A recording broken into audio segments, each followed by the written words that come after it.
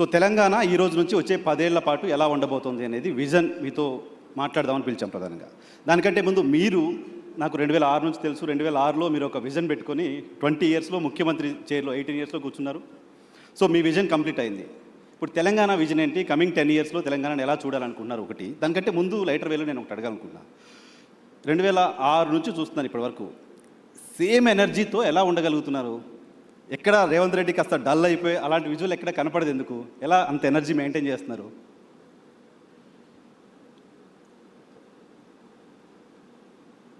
మనకున్న లక్ష్యం, మన ఆలోచన, మనం తీసుకుంటున్న నిర్ణయాలలో స్పష్టత ఉంటే ఆ పాజిటివ్ ఎనర్జీ అనేది మనకు ఆటోమేటిక్గా వస్తుంది. రెండవది, చాలా సందర్భాలలో చాలామంది తమకు ఏం కావాలనో కోరుకోకుండా ఇతరుల దగ్గర ఏముండకూడదో దాన్ని దూరం చేయాలనే ప్రయత్నం చేస్తుంటారు. ఓకే, అది జరగకపోవడం వల్ల అసహనము, అసంతృప్తి అవి మనిషిని కుంగదీస్తాయి. దాంతో తొందరగా వాళ్ళ శక్తిని కోల్పోవడమే కాకుండా మానసికంగా బలహీనులవుతారు. ఒక్కసారి మానసికంగా మనం బలహీనమైన తర్వాత మనం దాచుకోవాలనుకున్నా దాగదు. దాంతో ఏమవుతారంటే చాలామంది అధికారంలో ఉన్నప్పుడు ఒకలాగా, అధికారంలో లేనప్పుడు ఇంకొకలాగా, లేకపోతే అనుకూలిస్తే ఒకలాగా, గెలిస్తే ఉప్పొంగిపోవడం, ఓడితే కుంగిపోవడం, ఇట్లాంటి రకరకాల సమస్యలతో కొట్టుమిట్టారు. So clarity of thought first, ప్రణాళిక దానికి తగ్గట్టుగా. ఓకే, సో ఆలోచన అలా క్లారిటీగా ఉండొచ్చు. కానీ మీ పైన జరిగిన అటాక్స్ నాకు గుర్తుంది. 2009లో మీరు మొదటిసారి ఎమ్మెల్యేగా పోటీ చేసినప్పుడు గన్తో ఫైర్ చేశారు మీ పైన. రోడ్డు పైన అలా పడిపోయిన రేవంత్ రెడ్డి విజువల్ చూసాం. ఆ తర్వాత కేసులు, కొట్లాట్లు, అరెస్టులు, జైళ్ళు ఇవన్నీ కూడా చూసాయి కదా.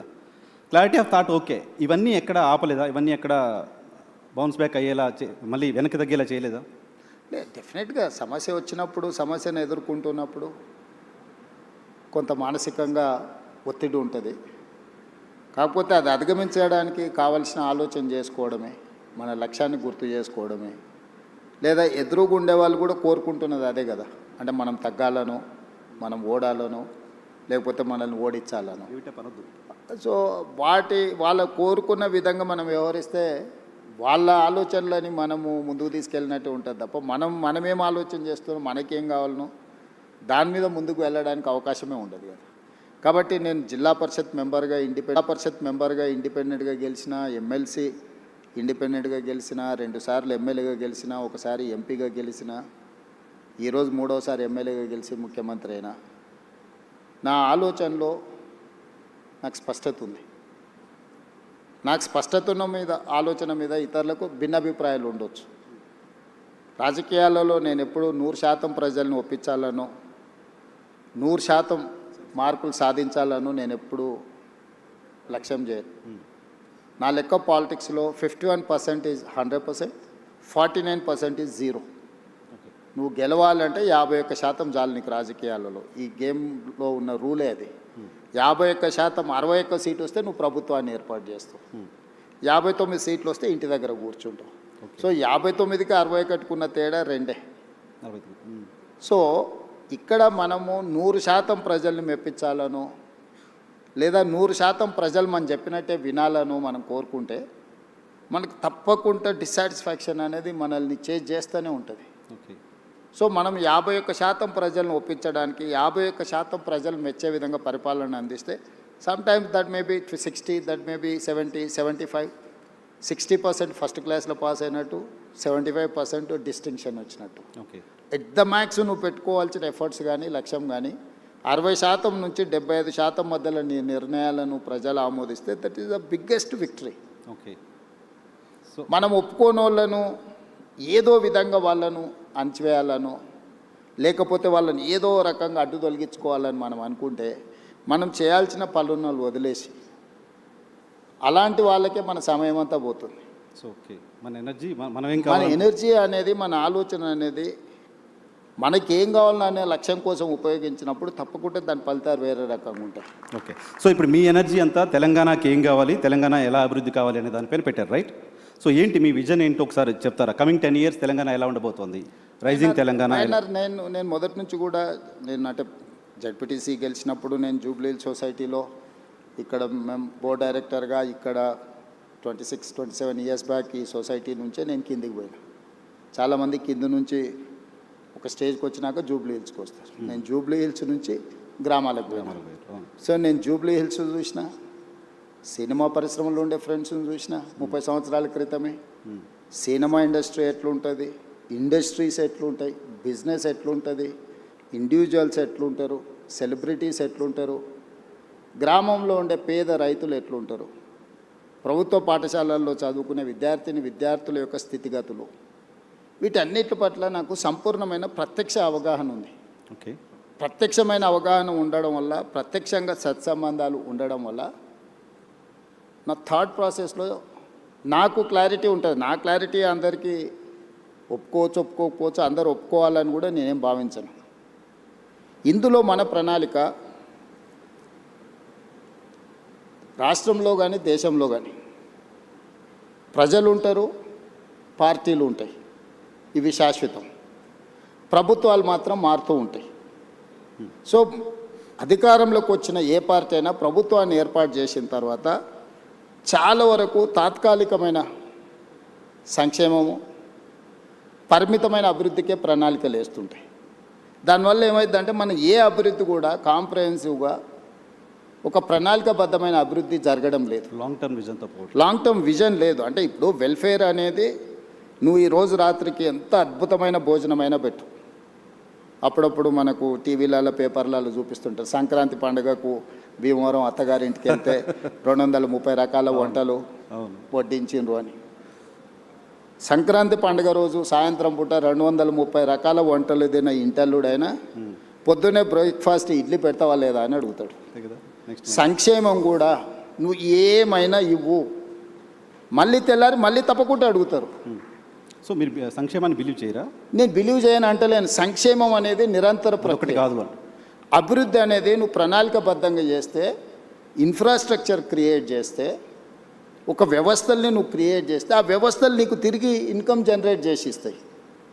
ఆ వ్యవస్థ అనే దానికి పరిమితంగా చేయడం వల్ల పరిమితమైన ఇన్కమ్ కానీ, పరిమితమైన ప్రణాళిక కానీ, ఆ పరిమితమైన ప్రణాళికను నెక్స్ట్ వచ్చిన ప్రభుత్వం కొనసాగిస్తుందా లేదా అంటే మనం చెప్పలేం. రాజకీయాలలో ఉన్న రకరకాల మనం చూస్తున్నాం. పక్క రాష్ట్రంలో కూడా కొన్ని ఉదాహరణలు చూసినాం. మన దగ్గర కూడా కొన్ని ప్రణాళికలు కాంగ్రెస్ అధికారంలో ఉన్నప్పుడు ఐటీఐఆర్ కారిడార్ ఇచ్చిండ్రు. తర్వాత వచ్చిన ప్రభుత్వం దాన్ని రద్దు చేసింది. అధికారంలో ఉన్నప్పుడు ఐటీఐఆర్ కారిడార్ ఇచ్చిండ్రు. తర్వాత వచ్చిన ప్రభుత్వం దాన్ని రద్దు చేసింది. ఐటీఐఆర్ కారిడార్లో ప్రత్యక్షంగా కొన్ని లక్షల ఉద్యోగాలు, పరోక్షంగా 1 మంది పైగా జీవనాధారం దొరికే ఒక ప్రణాళిక. ఆ ప్రణాళికను వచ్చిన ప్రభుత్వం కొనసాగించలేదు. ఇట్లాంటివి చాలా ఉదాహరణలు ఉన్నాయి. అందుకోసం ప్రభుత్వాలు శాఖవారీగా చేస్తారు. అంటే ఈ శాఖ ప్రణాళిక ఇట్లా ఉండాలని చూస్తారు. లేకపోతే జెండర్ బేస్డ్, అంటే పురుషులకైతే ఇట్లా ఉండాలి, మహిళలకైతే ఇట్లా ఉండాలి, యువకులకు విద్యార్థులకైతే ఇట్లా ఉండాలి, రైతులు అట్లా. అంటే ఒక వర్టికల్ని మాత్రమే మనం డిజైన్ చేస్తున్నాం ఇప్పటి వరకు. వర్టికల్స్ డిజైన్ చేయడం వల్ల ఒక పూర్తి స్థాయి ప్రణాళిక అభివృద్ధి అనేది మనం చేయలేకపోతున్నాం. ఉదాహరణ, మనకు సెల్ఫ్ హెల్ప్ గ్రూపులు ఉన్నాయి, స్వయం సహాయక సంఘాలు, మహిళా సంఘాలకు వాళ్ళకి సంబంధించిన బ్యాంకులో రుణాలు ఇచ్చి వాళ్ళని ఆర్థికంగా నిలబెట్టాలని ఒక ఆలోచన చేస్తారు. అంతవరకు అది కరెక్టే. కానీ నేనేం చేసిన, ఇదే మహిళలను నిరంతరంగా పనిచేయడానికి అవసరమైన ప్రణాళికలు రచించాలి అని చెప్పి నేను ఆర్టీసీ బస్సుల్లో మహిళలకు ఉచిత ప్రయాణం ఇచ్చిన. ఇది కేవలం మహిళ తన తల్లిగారింటికో లేకపోతే తనకు నచ్చిన మందిరాన్ని, దేవాలయాన్ని సందర్శించుకోవడానికో అని చాలామంది అనుకుంటున్నారు. కానీ అది కాదు. మహిళనే growth engine for any state, any country. So ఈ మహిళ ఎక్కడి నుంచి ఎక్కడికి, చేతి వృత్తి అయినా కానీ, కుల వృత్తి అయినా కానీ, ఉద్యోగ బాధ్యత అయినా కానీ, ఈరోజు గవర్నమెంట్ స్కూళ్ళలో 24-25లో 0 డ్రాప్ అవుట్స్ ఇన్ తెలంగాణ. నీతి ఆయోగ్ చెప్పింది, నేను చెప్పలేదు, చూసాను. ఎక్కువ మనం డ్రాప్ అవుట్స్ ఎక్కడున్నాయి, ఆడపిల్లల డ్రాప్ అవుట్స్. గ్రామాలలో 7th వరకు ఎడ్యుకేషన్ ఉంటే 8th పోవాలంటే పక్క ఊరికి పోవాలి. పక్క ఊరు పోవాలంటే తల్లిదండ్రులకు ఒక భారం. ఏ విధంగా పంపించాలనేది ఒక సమస్య, దానికి అయ్యే ఖర్చు ఏ విధంగా సమకూర్చుకోవాలనేది రెండో సమస్య, ఆడపిల్లలకు భద్రత ఉంటుందా లేదా అనేది మూడో సమస్య. కానీ నేను ఆర్టీసీలో ఉచిత ప్రయాణం ఇవ్వడం వల్ల ఏ విధంగా వెళ్ళాలనే సమస్య, ఆ ఖర్చులకు సంబంధించిన సమస్యను నేను పరిష్కరించగలిగిన, రక్షణకు సంబంధించి తీసుకోవాల్సిన చర్యలు తీసుకున్నాను. సో ఆడపిల్లలు చదువు నుంచి దూరం కాకుండా మనం ఈ ప్రణాళిక వచ్చింది. ఈరోజు ఇదే మహిళలు తాము ఉద్యోగానికి కానీ ఎక్కడికి వెళ్ళినా నెలకు దాదాపుగా ఒక 10,000 రూపాయల సేవింగ్స్ ఉన్నాయి మహిళలకు. 28 నెలలలో ఆర్టీసీకి 10,000 కోట్ల రూపాయలు రాష్ట్ర ప్రభుత్వం చెల్లించింది. నీకు తెలుసు, రాష్ట్ర ప్రభుత్వంలో ఆర్టీసీ ఒక 50,000 మంది కార్మికులు, 50,000 కుటుంబాల ఆధారపడ్డ సంస్థ. గత ప్రభుత్వంలో దాదాపుగా 2 నెలలకు పైగా దీక్ష, ధర్నాలు, బంధులు మొత్తం ఎక్కడొక్కడ ఉండి 60-70 మంది డ్రైవర్లు, కండక్టర్లు ఆత్మహత్యలు చేసుకున్న పరిస్థితి. దివాలా తీసి ఆర్టీసీ మూసేస్తుండ్రు, ఆర్టీసీని ప్రైవేట్ పరం చేస్తుండ్రు అని ఆ రోజు ఉండే. మీరు కూడా జర్నలిస్ట్గా రిపోర్ట్ చేసి. కానీ ఈరోజు నేను లాభాలకు తీసుకొచ్చిన. ఈరోజు ఆర్టీసీ ప్రాఫిట్ మేకింగ్ ఇన్స్టిట్యూషన్. మీరు 10,000 కోట్లు చెల్లించి ఈ 10,000 కోట్లు ఎవ్రీ మంత్ నేను 350 కోట్ల రూపాయలు మహిళలను ఆర్టీసీలో ఉచిత ప్రయాణం ద్వారా రాష్ట్ర ప్రభుత్వం నుంచి ప్రతి నెల ఆర్టీసీకి నేను 350 కోట్ల రూపాయలు చెల్లించడం వల్ల driver same, conductor same, bus same, diesel same, వ్యవస్థ సేఫ్. అంతకుముందు 40% ఉన్న ఆక్యుపెన్సీ ఉన్న ఆర్టీసీ బస్సు ఈరోజు 98%కు తీసుకొచ్చిన నేను. ఏ బస్సు ఖాళీగా పోతలేదు. ఆ ఖాళీగా తిరిగే బస్సులలో మహిళలు ప్రయాణించడం వల్ల ఆర్టీసీకి ఆదాయం రావడమే కాకుండా ఆ సంస్థ నిలదొక్కుని ఈరోజు ఆ సంస్థ లాభసాటిగా మారింది. సో మీరు పర్సన్ సెంట్రిక్ డెవలప్మెంట్ గురించి మాట్లాడుతున్నారు. పర్సన్స్ అంతా సెక్షన్స్గా డెవలప్ అవుతే స్టేట్ డెవలప్ అవుతుంది విజన్. నేను ఇంక్లూజివ్నెస్ గురించి చెప్తున్నా. అంటే ఇప్పుడు మనం ఇచ్చేది నీకు లాభము, ఇది ఇచ్చినావు నువ్వు జేబులో వేసుకుంటే అది నీ దగ్గర అయిపోతుంది. కానీ ఒక సంస్థ మహిళలకు ఉచిత ప్రయాణం ఇచ్చినప్పుడు మహిళ వ్యాపారం చేసుకోగలుగుతుంది, చదువుకోగలుగుతుంది, సెల్ఫ్ హెల్ప్ గ్రూప్స్లలో తిరగలుగుతుంది, ఉద్యోగానికి వెళ్ళగలుగుతుంది. 10,000 రూపాయలు ఒక మహిళ సేవింగ్ చేసుకోవడం వల్ల తన పిల్లల్ని చదివించుకోగలుగుతుంది, తన పిల్లల్ని మంచి స్కూళ్ళకు పంపించుకోగలుగుతుంది, పిల్లలకు మంచి బట్టలు కొనుక్కోగలుగుతుంది, కుటుంబాన్ని గౌరవంగా సమాజంలో కుటుంబ గౌరవాన్ని పెంచడానికి మహిళ ప్రయత్నం చేస్తుంది. నేను ఇచ్చిన డబ్బుల వల్ల ఆర్టీసీ సంస్థ నిలబడ్డది. ఈరోజు ఒక సంస్థను నిలబెట్టే పని అంటే this is inclusiveness, sustainability model ఇది. అంటే ఒక దగ్గర ఇచ్చే సంక్షేమము దానికే పరిమితం కాబట్టి దానివల్ల ఒక సంస్థ బతుకుతే. ఈరోజు ఆర్టీసీలో గతంలో డీజిల్ బస్సులు ఉండేవి.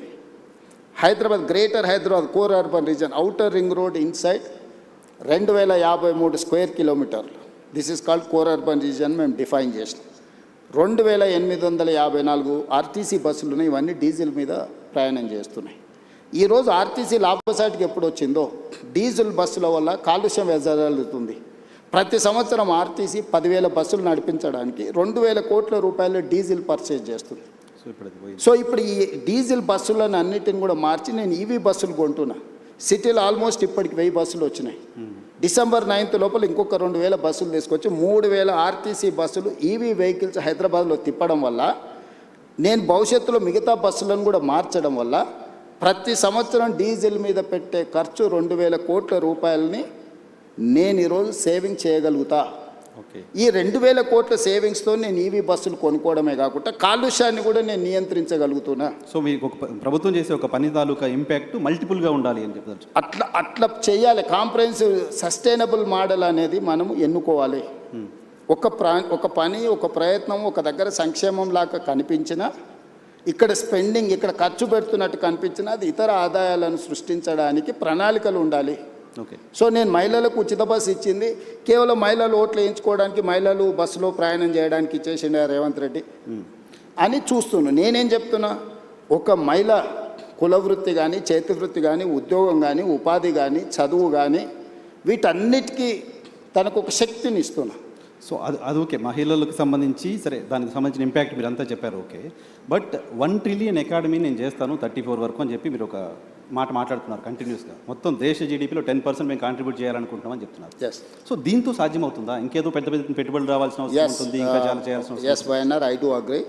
నేను ఇంతకు నీకు ప్రారంభంలోనే చెప్పిన, ఒక శాఖకు సంబంధించో ఒక చిన్న ఏరియాకి సంబంధించో మనం డిజైన్ చేస్తున్నాం. కార్పొరేట్ కంపెనీస్ కూడా వాళ్ళు కూడా వాళ్ళ ఫైనాన్షియల్ ఎట్లా ఉండాలి, ఫ్యూచర్ ఎక్స్పాన్షన్ ఎట్లా ఉండాలి, దాని రిసోర్సెస్ ఎట్లా ఉండాలా, దాన్ని మినిమం ఎక్స్పెండిచర్ మ్యాక్సిమం ప్రాఫిట్ ఎట్లా ఉండాలి, ఇట్లా ఎట్లయితే ప్రణాళిక చేస్తారో రాష్ట్రాలకు కూడా ప్రణాళిక ఉండాలి. నేను ఓపెనింగ్ రిమార్క్స్లో చెప్పిన, ప్రజలు ఉంటారు, పార్టీలు ఉంటాయి, ప్రభుత్వాలు మారుతూ ఉంటాయి. మారిన ప్రభుత్వానికి భవిష్యత్తు పట్ల ఒక స్పష్టత ఉండాలి. ఆ స్పష్టతనే ప్రణాళిక రూపంలో మనం రచించుకోవాలి. ఇప్పటి వరకు భారతదేశంలో ఏ రాష్ట్రానికి కూడా కాంప్రహెన్సివ్ డిజైన్ అనేది లేదు, కాంప్రహెన్సివ్ పాలసీ లేదు. అందుకే నేను తెలంగాణ రాష్ట్ర ముఖ్యమంత్రిగా బాధ్యతలు చేపట్టిన తర్వాత నా 17 years అపోజిషన్ ఎక్స్పీరియన్స్, నేను జడ్పీటీసీ ప్రతిపక్షంలోనే, ఎమ్మెల్సీ ప్రతిపక్షమే, ఎమ్మెల్యే ప్రతిపక్షమే, ఎంపీ ప్రతిపక్షం. ముఖ్యమంత్రి వరకు అంత ప్రతిపక్షం. 17 yearsలో నేను ముఖ్యమంత్రి అయ్యే వరకు నేను ప్రతిపక్షంలో ఉన్నా. ఏ రోజు కూడా అధికారంలో లేను, అధికార పార్టీలో కూడా లేను. కానీ 17 సంవత్సరాల సుదీర్ఘ నా ప్రతిపక్షంలో ఉన్న నాకున్న అనుభవం, సమస్యలు చూసిన కోణం, సమస్యల్ని ప్రత్యక్షంగా ఏ విధంగా పరిష్కరించవచ్చు అన్న ఉన్న ఆలోచనతోని తెలంగాణ కోసం ఒక పాలసీ డాక్యుమెంట్ని తయారు చేసి, ఆ పాలసీ డాక్యుమెంట్ పేరే తెలంగాణ రైజింగ్ 2047. ఈ పాలసీ డాక్యుమెంట్ ఉండాలన్నది నా ఆలోచన.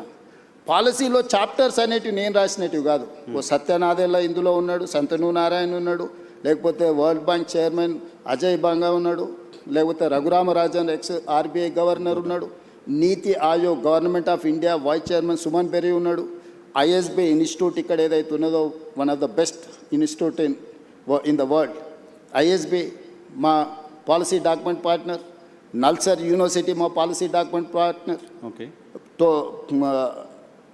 Great Britain prime minister Tony Blair అతను మా దాంట్లో ఇప్పుడు ఫార్మర్ ప్రైమ్ మినిస్టర్, అతను మా పాలసీ డాక్యుమెంట్లో పార్ట్నర్. అంటే ప్రపంచంలో ఉండే వివిధ మేధావులను, వివిధ పెద్ద పెద్ద కార్పొరేట్ కంపెనీల సీఈఓలను మన తెలంగాణ రైజింగ్ 2047 పాలసీ డాక్యుమెంట్లో వాళ్ళందరినీ బోర్డులోకి తీసుకొచ్చి కంప్లీట్గా వాళ్ళందరికీ మేమేమనుకుంటున్నాం వాళ్ళతో కూర్చొని మాట్లాడి పబ్లిక్ డొమైన్లో కూడా పెడితే దాదాపుగా మనకు ఒక 20 లక్షల సజెషన్స్ వచ్చినాయి ఆన్లైన్. వాటన్నిటిని కూడా ఫిల్టర్ చేసినాం. అందులో ఉండే ఎస్సెన్స్ అంతా వాళ్ళు ఇచ్చిన సూచనలు, సలహాలు, అది విద్యార్థులకు కావచ్చు, లేకపోతే నిరుద్యోగుల కోసం కావచ్చు, లేకపోతే ఉమెన్ కోసం కావచ్చు, లేకపోతే ఐటీ పాలసీ కావచ్చు, ఇండస్ట్రియల్ పాలసీ కావచ్చు, లేకపోతే ఏఐ కావచ్చు, ఇట్లా చెప్పుకుంటూ వెళ్తే ప్రతి వర్టికల్ మీద ఆల్మోస్ట్ 8 months కంటిన్యూస్గా చీఫ్ సెక్రటరీ నుంచి ప్రతి ఆఫీసర్ని ఇందులో పెట్టి, ఒక గ్రూప్ ఆఫ్ ఆఫీసర్స్ని పెట్టి, గ్రూప్ ఆఫ్ మినిస్టర్స్ని పెట్టి కన్సెన్సస్ బిల్డ్ చేసి ప్రపంచ దేశంలో ఉన్న ప్రతి ఒక్కరిని మన పాలసీ డాక్యుమెంట్లో ఇంక్లూడ్ చేసి ఇక్కడ ఉన్న నైసర్గిక స్వరూపాన్ని వివరించి, ఇప్పుడు కాశ్మీర్లో ప్లాన్ చేసుకుంటే కాశ్మీర్కు తగ్గట్టు చేసుకోవాలి. కాశ్మీర్లో ప్లాన్ చేసిన ఐస్ కోసము, ఐస్ తుఫాన్ల కోసము తెలంగాణలో ప్లాన్ చేసినాం అనుకో, ఈ ఐస్ వచ్చేది లేదు, చూసుకోవాలి కదా. సో తెలంగాణలో ఉండే సహజ ప్రకృతి వనరులు ఏమున్నాయి, ఇక్కడ టాలెంట్ ఏముంది, ఇక్కడ ప్రజలు ఏం కోరుకుంటుంది, ఏ ప్రజల్ని ఇందులో భాగస్వాములు చేస్తే ప్రయోజనం ఉంటుందో అట్లా తయారు చేసి ఒక గ్లోబల్ సమ్మిట్ డిసెంబర్, తెలుసు 2025 డిసెంబర్లో గ్లోబల్ సమ్మిట్ని 108 దేశాల నుంచి కార్పొరేట్ కంపెనీలను, ఫార్చ్యూన్ 500 కంపెనీలను ఆహ్వానించి ఆల్మోస్ట్ ప్రపంచంలో ఉండే ప్రతి పెద్ద సంస్థకు సంబంధించిన ప్రతినిధులను పిలిచి 3 రోజు గ్లోబల్ సమ్మిట్ నిర్వహించి పాలసీ డాక్యుమెంట్ని తెలంగాణకు డెడికేట్ చేసి, అందులోనే outer ring road inside, cut off is outer ring road, that is called core urban region economy called cure. ఈ 2053 స్క్వేర్ కిలోమీటర్లలో మన రాష్ట్ర జనాభాలో 40% నివసిస్తున్నారు. 1,34,00,000 మంది ప్రజలు ఇక్కడ నివసిస్తున్నారు లోపల, ఈ రింగ్ రోడ్డు లోపలనే. ఇక్కడ పరిశ్రమలు ఉన్నాయి, కాలుష్యం వెదజల్లే పరిశ్రమలు ఉన్నాయి, రకరకాల ఎంక్రోచ్మెంట్స్ ఉన్నాయి, నాలా ఎంక్రోచ్మెంట్స్ ఉన్నది, వాటర్ బాడీస్ ఎంక్రోచ్మెంట్స్ ఉన్నాయి, నదుల ఎంక్రోచ్మెంట్స్ ఉన్నాయి, అన్ని రకాల సమస్యలతో కూడుకున్న థిక్ పాపులేటెడ్ ఏరియా. సో దీన్ని, ఈ క్యూర్ని ఏ విధంగా క్యూర్ చేయాలనేది మా పాలసీ. ఓకే, అందుకే మేము హిల్ట్ పాలసీ తీసుకొచ్చినాం. ఇక్కడున్న కాలుష్యం వెదజల్లే పరిశ్రమలని ఈ కోర్ అర్బన్ రీజన్ బయటికి తరలించాలి. అది హిల్ట్ పైన సరే అక్కడికే వస్తున్నా. సో మేము నదులను ఆక్రమించుకున్నారు, చెరువులను ఆక్రమించుకున్నారు, కుంటలను ఆక్రమించుకున్నారు, నాలాలను ఆక్రమించుకున్నారు, పబ్లిక్ పార్క్స్ని ఆక్రమించుకున్నారు, గవర్నమెంట్ ల్యాండ్స్ని ఆక్రమించుకున్నారు. సో ఇన్ని ఆక్రమణలు జరిగిన తర్వాత ఈ నగరాన్ని ఎవరైనా ప్రక్షాళన చేయగలరా? నదుల ఆక్రమణలు తొలగిస్తే ఆక్రందనలు అంటారు, చెరువులను తొలగిస్తే, కుంటలను తొలగిస్తే, నాలాలను తొలగిస్తే, వీటి వల్ల ప్రకృతి వైపరీత్యం. ఎక్కడైతే నీళ్లు ఉండాలనో ఆ నీళ్ళు స్థావరాన్ని నువ్వు ఆక్రమించుకుంటే నీళ్ళు నీ మీదకి వస్తాయి. జపాన్లో ఒక సేయింగ్ ఉంది, నగరాలను నువ్వు కలుషితం చేసినా మర్చిపోతాయేమో కానీ నీటి వనరులను నువ్వు కలుషితం చేస్తే ఎప్పుడూ మర్చిపోదు. ఈరోజు నువ్వు ఎక్కడైతే ఎంక్రోచ్మెంట్ చేస్తున్నావు, వాటర్ బాడీస్ని కానీ, లేక్స్ని కానీ, వాటర్ ఫ్లోస్ని కానీ నువ్వు డిస్టర్బ్ చేస్తావు, ప్రకృతి వైపరీత్యం జరిగినప్పుడు ఎక్కడైనా నువ్వు తీసుకో, విధ్వంసం, విలయ తాండవం జరుగుద్ది. సో నువ్వు నగరంలో రోడ్లు ఆక్రమించుకున్నా, లేకపోతే ఇంకేదైనా ఆక్రమించుకున్నా, గవర్నమెంట్ ల్యాండ్స్ ఆక్రమించుకున్నా ప్రకృతి నిన్ను క్షమిస్తుందేమో కానీ చెరువులు, కుంటలు, నాలలు, నదులను ఆక్రమించుకుంటే ప్రకృతి నిన్ను క్షమించదు. ప్రకృతి ప్రకోపించిన రోజు ఏది మిగలదు. సో మీ విజన్ డాక్యుమెంట్లో భాగమే హైడ్రా కావచ్చు, హెల్త్ పాలసీ కావచ్చు. ఎస్, నేను తీసుకొచ్చిన ఏ పాలసీ కూడా ఈ నగరాన్ని ఒక ఆపరేషన్ చేస్తున్నప్పుడు పేషెంట్కి మత్తు ఇచ్చి ఆపరేషన్ చేస్తారు కదా, బట్ మీరు జనాలు మెంటల్గా ప్రిపేర్ చేయకుండా, మీ విజన్ ఏంటో ప్రాపర్గా చెప్పకుండా అలా చేయడానికి అలా చేశారు. చాలామంది ఆక్రదనలు, ఇంట్లో బట్టలు తీసుకోవడానికి కూడా అవకాశం లేకుండా కూర్చి, ఇటువంటి ఒక విమర్శలు ప్రభుత్వం ఫేస్ చేయడం ఉంది. డెఫినెట్గా ఉంది. ఇంప్లిమెంట్ చేసేటప్పుడు వార్ జరిగినప్పుడు అందరు సైనికులే చచ్చిపోరు, యుద్ధం జరిగినప్పుడు కొంతమంది అమాయకులు కూడా చచ్చిపోతారు. అట్లని ఎవరు యుద్ధం ఆపరు. బాంబు వేయకుంటే ఇటు సివిలియన్ ఉన్నాడా, ఇటు సైన్యం ఉందా, ఇది చూస్తారా. యుద్ధం జరిగినప్పుడు యుద్ధం అనేది యుద్ధ నీతి అట్లాంటిది. నెలల కొద్ది, సంవత్సరాల కొద్ది మేము స్పష్టంగా చెప్తున్నాం, ఇక్కడ ఆక్రమించుకున్నారు, నోటీసులు ఇస్తున్నాం, సంస్కరణ యుద్ధం అవుతుందా? ఇప్పుడు జరుగుతూ ఉంది కదా సంస్కరణలు అనేది. ఇప్పుడు యుద్ధం లాంటిదే. ఈరోజు నేను ఆక్రమించుకున్న చెరువులు ఎవరు? ఆక్రమణదారులే కదా. నేను వెళ్ళి ఒక కాలనీ జూబ్లీ హిల్స్ డిమాలిష్ చేసి నేనేం చెరువు కడతా అంటలేనే. దుర్గం చెరువును ఆక్రమించుకుంటే అవి తొలగిస్తున్నా. మీరు ఎన్కన్వెన్షన్ చేసినప్పుడు ప్రభుత్వం చాలా మంది చెప్పట్లేదు. నేను అదే చెప్తున్నా, 3 ఎకరాలు. ఇప్పుడు మనం ఈడ చర్చిస్తే బాగుండదు, ఎందుకంటే అతను వాలంటీర్గా ముందుకు వచ్చి సరెండర్ చేసిన తర్వాత అది వేరే విషయం. ఒక సెలబ్రిటీ, ప్రజలకు అందరికి ఆదర్శంగా ఉండే వ్యక్తులు తుమ్మిడికుంటను మొత్తం ఆక్రమించుకొని ఫంక్షన్ హాల్ కట్టుకుంటుంటే రెగ్యులర్గా మనం అందులో ఫంక్షన్ చేసుకుంటున్నాం. ఆ నీళ్ళు ఎక్కడికి వెళ్తున్నాయి? కాలనీల మీదకి వస్తున్నాయి. కానీ విజన్ డాక్యుమెంట్ని అమలు చేస్తున్న క్రమంలో పొలిటికల్గా కూడా మీరు పొలిటికల్ పార్టీ రిప్రజెంటేటివ్ రేపు మళ్ళీ 51% మీకు అన్నట్టు కావాలి, చూసుకోవాల్సిన అవసరం ఉందా? ఎస్, నేను ఒప్పుకుంటా. కానీ ఏది నా కోసం చేస్తలేను, నా ఇంటి కోసం చేస్తలేను. నేను ఈ సమాజం కోసం, భవిష్యత్ తరాల కోసం చేస్తున్నాను. కొంత తిట్లైనా నేను భరిస్తా. నా స్వార్థం కోసం నేను పార్కును, కేబీఆర్ పార్కు కబ్జా పెట్టుకుంటే తిడితే అది తప్పు. లేకపోతే రోడ్డును ఆక్రమించి నేను ఏదన్నా సొంతానికి చేసుకుంటే అది తప్పు. లేకపోతే పలానా గవర్నమెంట్ ల్యాండ్ ఆక్రమించి నా మిత్రుడికి ఎదురుగానే బదిలీ చేస్తే నా తప్పు. నేను చేస్తున్న నదుల ఆక్రమణ తొలగిస్తున్నా. తిట్టుకుంటే తిట్టుకుంటాడు. నేను ఎవరి కోసం చేస్తున్నా? నా ఇంటికి తీసుకెళ్ళడానికి చేస్తలేని, ఈ ప్రజల కోసం చేస్తున్నా. నది ఇప్పుడు మూసీ నది ఉంది, గోదావరి నది ఉంది, కృష్ణా నది ఉంది. దుర్మార్గంగా దాన్ని చెరబట్టి మేము విధ్వంసం చేస్తాము అని అంటే, ఆ విధ్వంసం చేసేటోని నేను అడ్డు తొలగిస్తే నన్ను తిడతారు. తిట్టని డెఫినెట్గా తిడతారు బెనిఫిషియర్సు. వాళ్ళు వెనకాల ఉన్నోళ్ళు తిడతారు. ఇప్పుడు చెరువులు, ఎన్ని చెరువులు నేను చేసినా, ఇప్పుడు బతుకమ్మ కుంట మీరు పోయి చూడండి. ఈరోజు బతుకమ్మ కుంట ఆక్రమించుకున్నాను ఏ పార్టీ నాయకుడు? ఆ నాయకులకు హెలికాప్టర్లో ఆ కుంటను ఆక్రమించుకోవడానికి సహకరించినందుకు గులాబీ పూలు వెదజల్లిండి హెలికాప్టర్లో. ఎక్కడి నుంచి వచ్చింది ఆ సొమ్ము? బతుకమ్మ కుంట ఆక్రమించుకొని 10 ఎకరాలు అమ్ముకుంటే ఆ సొమ్ము వచ్చింది. ఆయన వాళ్ళకు గొప్ప నాయకుడు. నేను అది తొలగించేసి కొట్టేసి బతుకమ్మ కుంటను నేను రిస్టోర్ చేసిన, దాని పేరే బతుకమ్మ కుంట. అది డెఫినెట్గా అచీవ్మెంట్ గానే చూడాలి. బతుకమ్మ కుంట కావచ్చు, లేకపోతే నల్లజరు కుకట్పల్లిలో కావచ్చు, బుమ్రక్దౌలా కావచ్చు. బుమ్రక్దౌలా ఇప్పుడు ఒకప్పుడు నిజాం ఉన్నప్పుడు తాగడానికి నీళ్ళ నుంచి మొత్తం అక్కడి నుంచే తీసుకెళ్ళి కంప్లీట్గా ఆక్రమించుకున్నారు. నేను పొలిటికల్ ఎవరిని స్పేర్ చేయలే. అక్కడ ఎంఐఎం లీడర్స్ అబ్జెక్షన్ చేసారు, ఇక్కడికి వస్తే బీఆర్ఎస్ లీడర్లు అబ్జెక్షన్ చేసారు, ఇంకొక దగ్గరకు వస్తే కుక్కట్పల్లిలో ఇంకొకరు అబ్జెక్షన్ చేసారు, అందరు తిట్టారు. మీరు బీఆర్ఎస్కో ఎంఐఎంకో ఎవరికో ఆన్సర్ చేయాల్సిన అవసరం లేదు. కానీ పేదవాళ్ళు ఎవరైతే ఇబ్బంది పడుతున్నారు, కొన్ని విజువల్స్ చూస్తే బాధ అనిపిస్తుంది సార్. ఎస్, డెఫినెట్గా వాళ్ళకి హోప్ ఎవరు? మీరే, ఇంకా ఎవరు కాదు కదా. వాళ్ళకి హోప్ నేనే వాళ్ళకి ఏమన్నా న్యాయం చేస్తానని నమ్మకంతోనే నన్ను ముఖ్యమంత్రి చేశాను. అందుకే వాళ్ళకి డబుల్ బెడ్ ఇండ్లు ఆఫర్ ఇచ్చిన, మంచి వాళ్ళ పిల్లలకు స్కూల్ ఆఫర్ ఇచ్చిన, వాళ్ళకి కావాల్సిన సహాయం అందిస్తా అని చెప్పిన. నేను నిస్సహాయాన్ని ఎక్కడ? నువ్వు ఆక్రమించుకున్న చెరువులు మాత్రమే నేను ఉంటా అంటే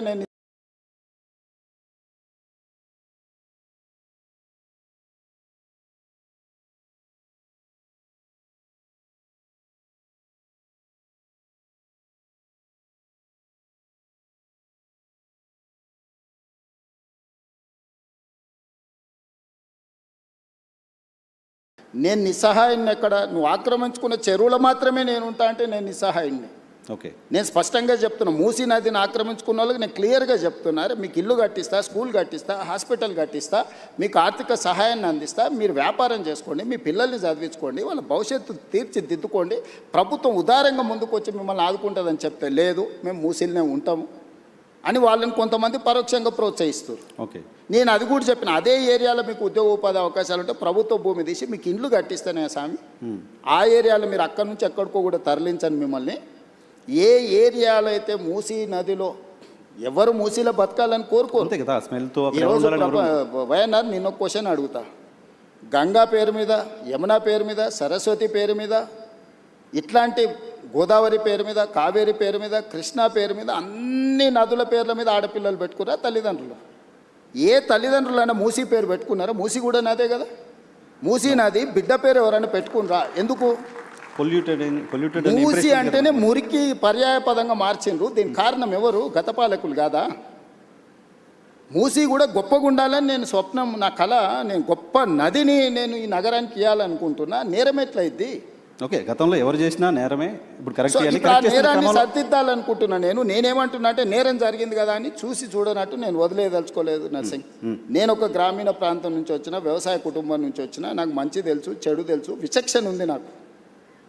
పేదల సమస్యలను చూడడానికి అమెరికాలో చదువుకొచ్చుకున్నాం అని గొప్పగా చెప్పుకునేటోళ్లకు బెంచ్ కారులో పోయి చూడడానికి ఎక్స్కర్షన్ లాంటిది పేదరికం.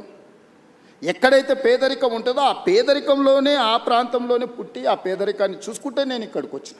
నాకు పేదరికం గురించి, పేదల గురించి ఎవ్వరు చెప్పాల్సిన పని లేదు. నేను పుట్టి పెరిగిందే, నేను పేదవాడిని అని కూడా చెప్పట్లేదు. చూసారు కదా గ్రామీణ ప్రాంతాల్లో పేదరికం ఎలా ఉంది. మేము భూములు ఉన్నాము, అన్నీ మేము ఆర్థికంగా ఉన్నాం, కానీ మా చుట్టూతున్నది పేదలే కదా. వాళ్ళతోనే కలిసి బతుకొచ్చినాం కదా, మేము వాళ్ళతోనే పెరిగినాం కదా.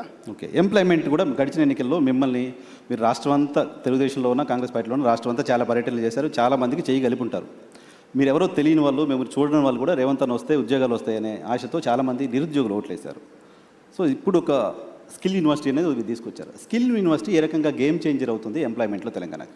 సో నేను ఇప్పుడు నీ క్యూర్ మాత్రమే చెప్పిన. Outer ring road inside 160 kilometer radius ఉన్నది, మధ్యలో ఉన్నది క్యూర్.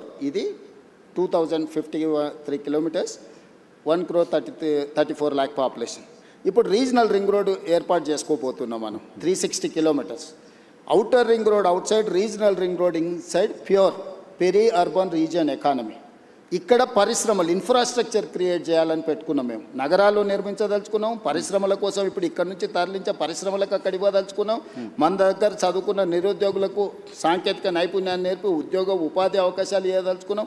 ఇలా జీసీసీ సెంటర్స్ వచ్చినా, డేటా సెంటర్స్ వచ్చినా, ఐటీ సంస్థలు వచ్చినా, ఇతర పరిశ్రమలు వచ్చినా, వీటన్నిటినీ పెరీ అర్బన్ రీజియన్ ఎకానమీలో మనము అంటే ఇక్కడ ఫెసిలిటేట్ చేయదలుచుకున్నాం. Regional ring road outside అది ఆల్మోస్ట్ ఒక 10,000 స్క్వేర్ కిలోమీటర్స్ ఉంది peri urban. Regional ring road outside Telangana ఇంకొక 1,00,000 స్క్వేర్ కిలోమీటర్లు ఉంది. అంటే తెలంగాణ మొత్తం 1,12,000 స్క్వేర్ కిలోమీటర్లు ఉంటే 2,000 స్క్వేర్ కిలోమీటర్లేమో క్యూర్ కింద తీసుకున్నాం, 10,000 స్క్వేర్ కిలోమీటర్లు ప్యూర్ కింద తీసుకున్నాం, 1,00,000 స్క్వేర్ కిలోమీటర్లు rare rural agricultural region economy. So కంప్లీట్గా ఒకటేమో సర్వీస్ సెక్టర్, రెండవది మ్యానుఫ్యాక్చరింగ్ సెక్టర్, మూడవది అగ్రికల్చర్ సెక్టర్. సో తెలంగాణ రాష్ట్రానికి రాబోయే 100 సంవత్సరాలకు అవసరమైన ఒక ప్రణాళికను, ఒక పాలసీ డాక్యుమెంట్ను తెలంగాణ రైజింగ్ 2047 అని ఈ దేశంలోనే మొట్టమొదటిసారి తెలంగాణ రాష్ట్రం అడాప్ట్ చేసుకున్నది. మేము ఆ పాలసీని ఎగ్జిక్యూట్ చేయడానికి ప్రయత్నం చేస్తున్నాం, రోడ్ మ్యాప్ వేస్తున్నా. నేను ఈరోజు ఫ్యూచర్ సిటీ 30,000 ఎకరాలలో ఒక కొత్త నగరాన్ని నిర్మించాలనుకుంటున్నాం. ఇప్పటివరకు ఈ దేశంలో కొత్త నగరం కోసం ఎవరైనా ఆలోచన చేసారా? ఓ ఫైనాన్షియల్ డిస్ట్రిక్ట్ అనో, నాలెడ్జ్ పార్క్ అనో, ఒక 400 ఎకరాలు 500 ఎకరాలు కాలనీలు కట్టిండ్రు. కానీ కాంప్రహెన్సివ్ ఒక సిటీ, న్యూయార్క్ సిటీతోనో, లేకపోతే జపాన్ టోక్యోతోనో, లేకపోతే సింగపూర్తోనో, సౌత్ కొరియాలో ఒక సిటీతోనో కంపేర్ చేసే సిటీ భారతదేశంలో ఎవరైనా నిర్మించారా? ఆలోచన చేసింది. సిటీ నిర్మాణం అనేది సాధ్యమవుతుందా? సిటీని ఒక ప్రభుత్వం నిర్మించగలుగుతుందా? 100%. మనం ట్రంక్ ఇన్ఫ్రాస్ట్రక్చర్ క్రియేట్ చేస్తే hundreds of thousands of builders are ready to construct. మనం చేయాల్సిన పని అది కాదు, మనం ట్రంక్ ఇన్ఫ్రాస్ట్రక్చర్ చేయాలి, కనెక్టివిటీ చేయాలి, మెట్రో కనెక్టివిటీ ఇవ్వు, నేషనల్ హైవేస్ ఇవ్వు, పోర్ట్ కనెక్టివిటీ ఇవ్వు, ఎయిర్పోర్ట్ కనెక్టివిటీ ఇవ్వు. ఇది మాత్రమే ప్రభుత్వం చేయాలి. అంటే ఒక ఏరియాని ఇయర్ మార్క్ చేసి, ల్యాండ్ అక్వైర్ చేసి, ఎకో సిస్టమ్ మనం డెవలప్ చేస్తే సిటీలు నిర్మించడానికి, లక్షల కోట్లు పెట్టుబడులు పెట్టడానికి, దాన్నే వ్యాపారంగా మార్చుకొని సిటీని అభివృద్ధి చేయడానికి చాలామంది రెడీగా ఉన్నారు. ఇప్పుడు ఫైనాన్షియల్ డిస్ట్రిక్ట్ ఉంది, మొత్తం ప్రభుత్వం కట్టలేదే. ప్రభుత్వం ఏం కట్టింది, ఇది ఫైనాన్షియల్ డిస్ట్రిక్ట్, ఇక్కడ వచ్చి పెట్టుబడి పెట్టండి అన్నారు. వాళ్ళకి ఇన్సెంటివ్స్ ఇచ్చిండ్రు. ఈరోజు 10 లక్షల మంది ఆ ఒక 1000 ఎకరాలలో పనిచేస్తారు. ఈ పక్కనే రాయదుర్గంలో ఉన్న మీకు నాలెడ్జ్ పార్క్ ఉంది, 442 ఎకర్స్. జస్ట్ ఆ ల్యాండ్ లేఅవుట్ వేసేస్తే వాళ్ళే ఆక్షన్లు పెట్టి మన 177 కోట్లకి ఎకరం ల్యాండ్ కొనుక్కున్నారు. వాళ్ళే ఇన్వెస్ట్మెంట్ పెడతారు, వాళ్ళే ఇన్ఫ్రాస్ట్రక్చర్ క్రియేట్ చేస్తారు, వాళ్ళే ఎంప్లాయ్మెంట్ క్రియేట్ చేస్తారు. సో ఇప్పుడు మీరు ఫ్యూచర్ సిటీలో కూడా చేస్తుంది అదే అట్మాస్ఫియర్. ఫ్యూచర్ సిటీ కాదు, నేను ఔటర్ రింగ్ రోడ్ నుంచి రీజనల్ రింగ్ రోడ్ వరకు రేడియల్ రోడ్స్ కూడా డెవలప్ చేస్తున్నా. నేను ఇవాళ మన తెలంగాణ రాష్ట్రానికి సముద్రం లేదు. నేను పక్కనున్న రాష్ట్ర చంద్రబాబు నాయుడు గారిని, నరేంద్ర మోడీ గారిని అడిగి ఫ్యూచర్ సిటీ నుంచి ఈరోజు మచిలీపట్నం పోర్ట్కి 12 line express highway including railway line నేను డిజైన్ చేసిన. Government of India has agreed. మనము జపాన్ వీటిని దేన్ని ఎందుకు అభివృద్ధి చెందిన దేశం అంటున్నాం? అక్కడ బుల్లెట్ ట్రైన్లు ఉన్నాయి కాబట్టి అభివృద్ధి చెందిన దేశం అంటున్నారు. అక్కడ పేదరికం లేదా? చైనాలో పేదరికం లేదా? ఎందుకు 2 అవర్స్లో ఎక్కడికైనా చేర్చుకునేది. ఈరోజు కేంద్ర ప్రభుత్వం 7 బుల్లెట్ ట్రైన్లు ఇస్తే 7లో 3 నేను తెలంగాణ రాష్ట్రానికి తీసుకొచ్చిన. ఈరోజు శంషాబాద్ను ఒక హబ్గా చేసి Shamshabad Bengaluru, Shamshabad Chennai via Amaravati, Shamshabad Mumbai via Pune. So ఈరోజు ఇన్ని కనెక్టివిటీస్ని డెవలప్ చేయడానికి రైల్ కనెక్టివిటీ తీసుకొచ్చిన, రోడ్ కనెక్టివిటీ తీసుకొస్తున్నా. ఈరోజు నేను పోర్ట్ కనెక్టివిటీ తీసుకొస్తుంది. ఇవన్నీ ఇన్నేళ్ళు ఎందుకు చేయలేదు? 10 ఏళ్ళు తెలంగాణ వచ్చినాక ఒక్కరోజు కూడా ఆలోచన చేయలేదే వీళ్ళు. ఇప్పుడు చేస్తుంటే అడ్డం పెడతారు. ఫ్యూచర్ సిటీ కట్టనే లేవు, ఫ్యూచర్ లేని వ్యక్తి ఫ్యూచర్ సిటీ కడతాడంట. నా ఫ్యూచరు 17 సంవత్సరాలు నా గ్రోత్ చూస్తే వాళ్ళకే కాదు, వాళ్ళ తాతలకు కూడా అర్థమైంది మీ ఫ్యూచర్ ఏంటని, నా ఫ్యూచర్ ఏందనేదాన్ని. నా ఫ్యూచర్ వాళ్ళు కాదు డిసైడ్ చేయాల్సింది, ప్రజలు డిసైడ్ చేసారు నా ఫ్యూచర్ని. సార్ ఇంకొక క్వశ్చన్ ఉంది, దీనికి సంబంధించి తీసుకొని నేను మిగతా పొలిటికల్ ఇష్యూస్లోకి వెళ్తాను. మీరు చాలా సందర్భాలు క్లెయిమ్ చేసుకుంటారు, నేను ఒక రియల్ ఎస్టేట్ పర్సన్ని, నేను రియల్ ఎస్టేట్ నా వ్యాపారం, నా బ్రతుకు తెరవది అదే చేసి వచ్చాను అని చెప్తారు. కానీ ఈరోజు హైదరాబాద్లో తెలంగాణలో పర్టికులర్గా హైదరాబాద్లో రియల్ ఎస్టేట్ పరిస్థితి ఏంటి అంటే మీరు సాటిస్ఫై అవుతున్నారా బాగానే ఉంది అని? అంటే రియల్ ఎస్టేట్ బాగుంది, కానీ నేను ఆశించినంత మేరకు లేదు. ఇది ఈ ఒక్క నగరానికే కాదు, మొత్తం ప్రపంచంలోనే ఒకసారి ఒక స్లో డౌన్ అనేది ఉంటుంది. కొన్ని సంవత్సరాలకు కొన్ని ఆర్థికపరమైన యుద్ధం కావచ్చు, ఆర్థిక పరిస్థితులు కావచ్చు, లేకపోతే డాలర్ ఫ్లక్చుయేషన్ కావచ్చు, రకరకాల ఇష్యూస్. ఈరోజు ఏఐ రావడం వల్ల చాలా కోట్ల మందికి ఉద్యోగాలు పోవడం, ఆ ఉద్యోగాలు పోతే వాళ్ళు కొనుక్కోవాల్సుకున్న పర్సనల్ ఏదైతే అంటే హౌసింగ్ స్కీమ్స్ కాబట్టి ఇట్లాంటి రకరకాల ప్రభావం ఉన్నాయి. కానీ 2021 నుంచి కంటిన్యూస్గా 2021, 22 కానీ 22, 23 కానీ ఇట్లా మీరు ఒక 7 ఇయర్స్ మీరు చూస్తే తెలంగాణలో పాత దానికంటే తక్కువ లేదు, పెరిగింది. కాకపోతే నేనెంత ఆశించే ఎంత వేగంగా నేను చేయాలనుకుంటున్నానో ఆ సిస్టమ్ లేదు.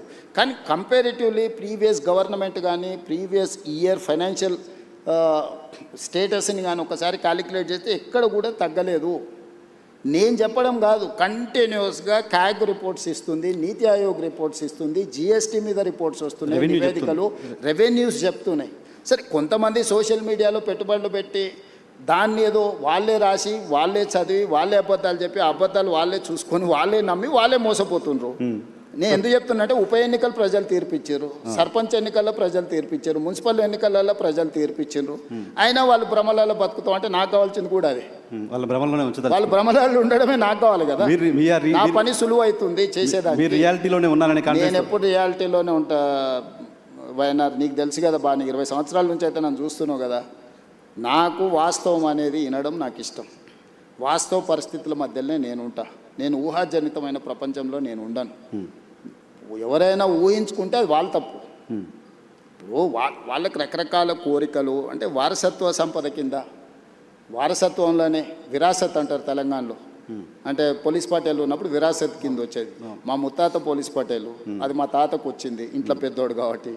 ఆ తాత నుంచి మా నాయనకు వచ్చింది, మా నాయన నుంచి ఎన్టీఆర్ వచ్చి తొలగించాడు. మా నాయనకు ఉన్నప్పుడు కూడా మా అన్నదమ్ములలో పెద్దోడికి వస్తుందని మేము అనుకున్నాం. విరాసత్తులు వస్తాయి, ఆస్తులు కూడా వస్తాయి. సో విరాసత్తులో నాకు ముఖ్యమంత్రి వస్తాయని కొంతమంది పాపం కలలుగా అన్నారు. వాళ్ళ కళలు చెదిరిపోయే రకాల దుఃఖంలో ఉన్నారు. ఇలా నేను అన్ని వదిలేసి ఈగల్ ఫోర్స్ అని ఒక సంస్థను తీసుకున్నాను డ్రగ్స్ని కంట్రోల్ చేయడానికి. చిన్న చిన్న స్కూళ్ళ ముందర కూడా గంజాయి చాక్లెట్లు. బిఫోర్ దట్ కంగ్రాచులేట్ చేస్తున్నాను సార్, డ్రగ్స్ పైన మీరు చేసిన పోరాటం డెఫినెట్గా అప్రిషియేట్ చేయాలి. దాని మీద కూడా ఆరోపణలు. మీ ఫామ్ హౌస్లలో పార్టీలు చేసుకుంటే డ్రగ్స్తో దొరికితే అభినందించాల్సింది పోయి నన్ను తిడతారని మేము ఫామ్ హౌస్లో దీపావళి పండుగ నాడు మేము డ్రగ్స్ పార్టీ చేసుకుంటే నువ్వు వచ్చి పట్టుకుంటావు అని. దీపావళి పండుగ నాడు చిచ్చుబుడ్ల పండుగ చేసుకోవాలనా? దీపావళి పండుగ దేం పండుగ? చిచ్చుబుడ్ల పండుగ, అవునా? నువ్వు చిచ్చుబుడ్లు కాలిస్తే బాగానే ఉంటాయి, కానీ సారా బుడ్లు పెట్టుకుంటాం, మేము గంజాయి కొడతాం, మేము కొకైన్ హెరాయిన్ తెచ్చి పీల్చుతామని అంటే ఎట్లా చూస్తూ ఊరుకోవాలి నర్సింగ్? నేను ఎవరి కోసం చేస్తున్నది? ఇప్పుడు నదులను ఆక్రమించిన వాళ్ళని తొలగించినా, చెరువులను తొలగించినా, కుంటలు తొలగించినా, నాళ్ళను తొలగించినా నాకు వచ్చేది ఏం లేదు, భవిష్యత్ తరాలకు ఇస్తున్నా. నేను కూడా వాళ్ళతో చేరితే నాకెక్కువ లాభము. విజన్ డాక్యుమెంట్లో భాగంగా తెలంగాణలో సేమ్ డ్రగ్స్ విషయంలో కూడా ఇవాళ నాకు కొన్ని కేసెస్ నాకు తెలుసు. As a stated I cannot disclose.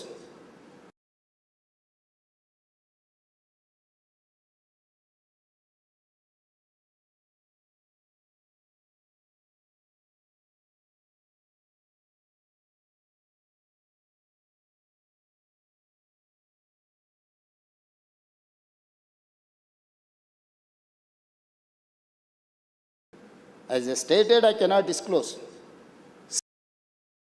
6th class, 7th class, 8th class పిల్లలు మిస్లీడ్ చేసి గంజాయి ఇటువైపు అటువైపు తీసుకెళ్తుంటే తల్లిదండ్రులు వచ్చి నాకు చెప్తున్నప్పుడు నాకు నిజంగా అసలు అంటే పిచ్చెక్కిపోతుంది ఒకసారి. అసలు దీన్ని ఎరాడికేట్ చేయడానికి ఏం చేయాలన్నంత కోపం ఉంది నాకు.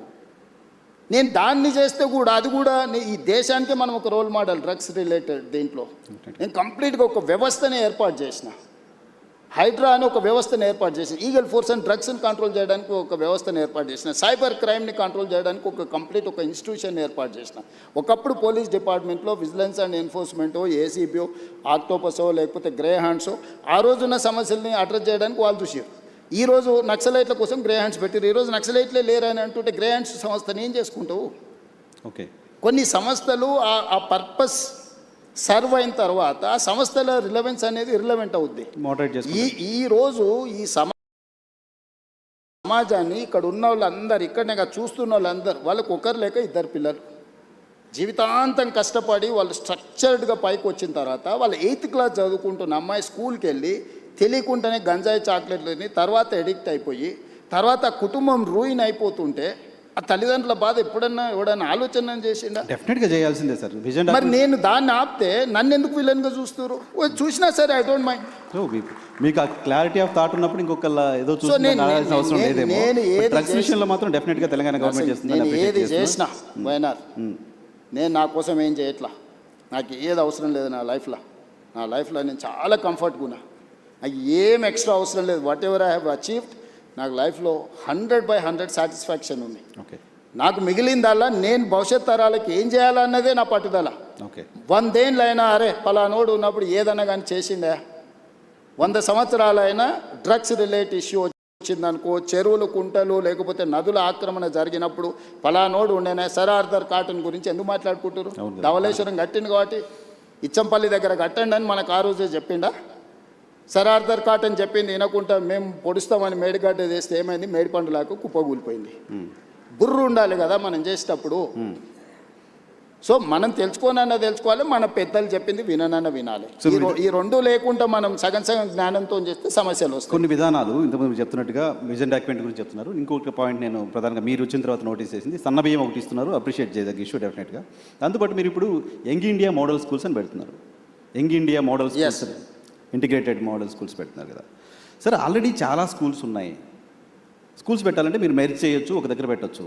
స్కూల్స్ కట్టడం అనేది కార్యక్రమంగా ఎందుకు ఉండాల్సిన అవసరం ఉంది? స్కూల్ బిల్డింగ్స్ మళ్ళీ కట్టాల్సిన అవసరం ఎందుకు ఉంటుంది? ఎడ్యుకేషన్ సిస్టంలో కదా చేంజ్ చేసి రావాలి. నర్సింగ్ చాలా మంచి క్వశ్చన్ అడిగినావు. దాదాపుగా 6 లక్షల పైచీలకి 7 లక్షల గ్రామాలు ఉన్నాయి భారతదేశంలో. స్వతంత్రం వచ్చినప్పుడు నిరక్షరాస్యతనే మనకు పెద్ద సమస్య. ఆ రోజు మొదటి ప్రధానమంత్రి 2 పాలసీలు తీసుకున్నారు. ఒకటి, కరువు కాటకాలతో ఆకలితో దేశ ప్రజలు చచ్చిపోతుంటే బురద మట్టి దీన్ని బతికే రోజులు స్వతంత్రం వచ్చినప్పుడు. చదువులేని నిరక్షరాస్యత ఉన్నప్పుడు మొదటి ప్రధానమంత్రి 2 పాలసీస్ తీసుకున్నాడు. ఒకటి ఎడ్యుకేషన్, 2 ఇరిగేషన్.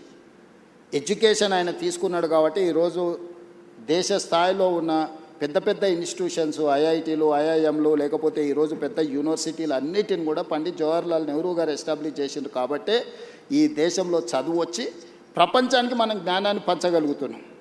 రెండోది ఆయన ఇరిగేషన్ తీసుకోవడం అంటే ఈ రోజున్న నాగార్జున సాగర్, శ్రీశైలం, శ్రీరామ్ సాగర్ ఎవరు కట్టిండ్రు? పండిత్ జవహర్లాల్ నెహ్రూ కట్టిండు.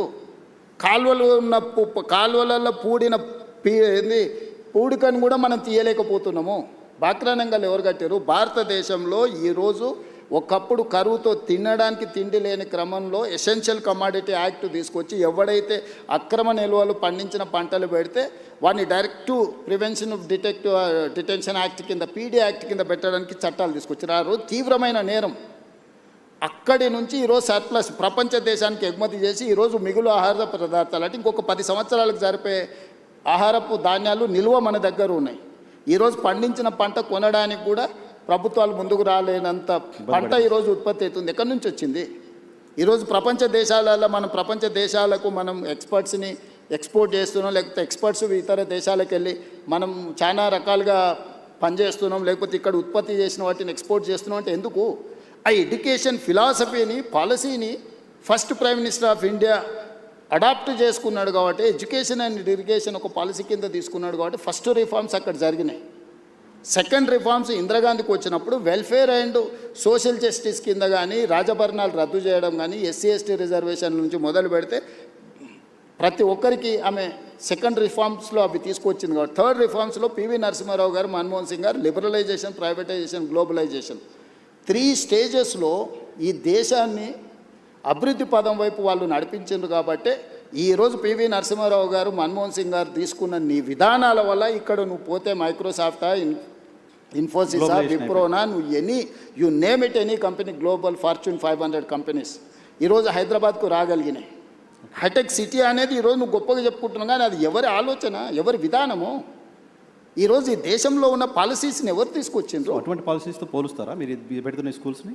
ఎస్, డెఫినెట్గా. ఈరోజు నేను చెప్పేది ఏంటంటే, ఆ రోజు రవాణా సౌకర్యాలు లేవు, గ్రామాలకు వెళ్ళలేని పరిస్థితి. ఏ ఊర్లో ఉన్న వాళ్ళు ఆ ఊర్లోనే ఉన్నప్పుడు ఆ తండకో, గూడానికో, మారుమూల పల్లెకో మనం విద్యను తీసుకెళ్ళినాం.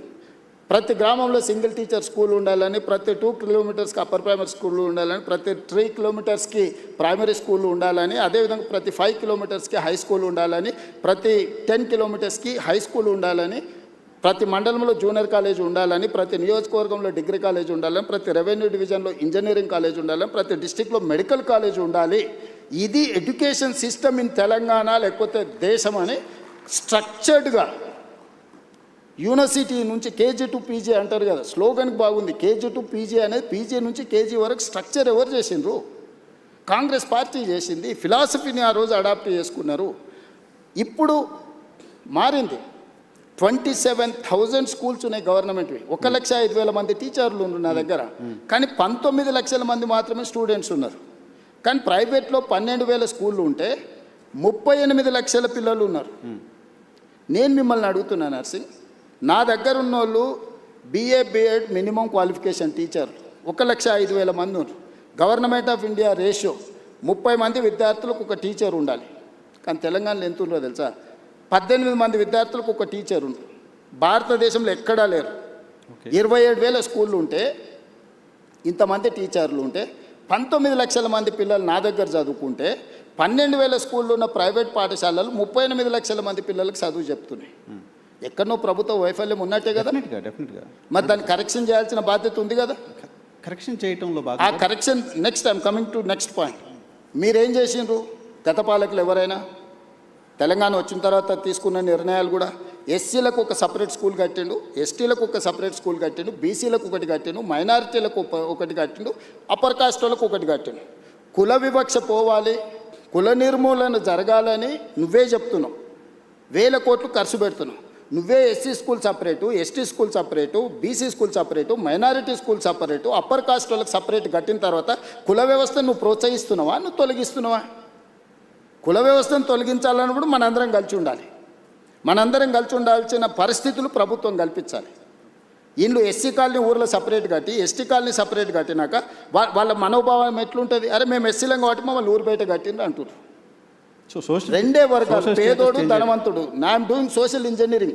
ఈరోజు నేను ప్రతి నియోజకవర్గంలో ఇచ్చిన యంగ్ ఇంటిగ్రేటెడ్ స్కూల్లో 500 మంది ఎస్సీలు ఉంటారు, 500 మంది ఎస్టీలు ఉంటారు, 500 మంది బీసీలు ఉంటారు, 500 మంది మైనారిటీలు ఉంటారు, 500 మంది అప్పర్ కాస్ట్ ఉంటారు.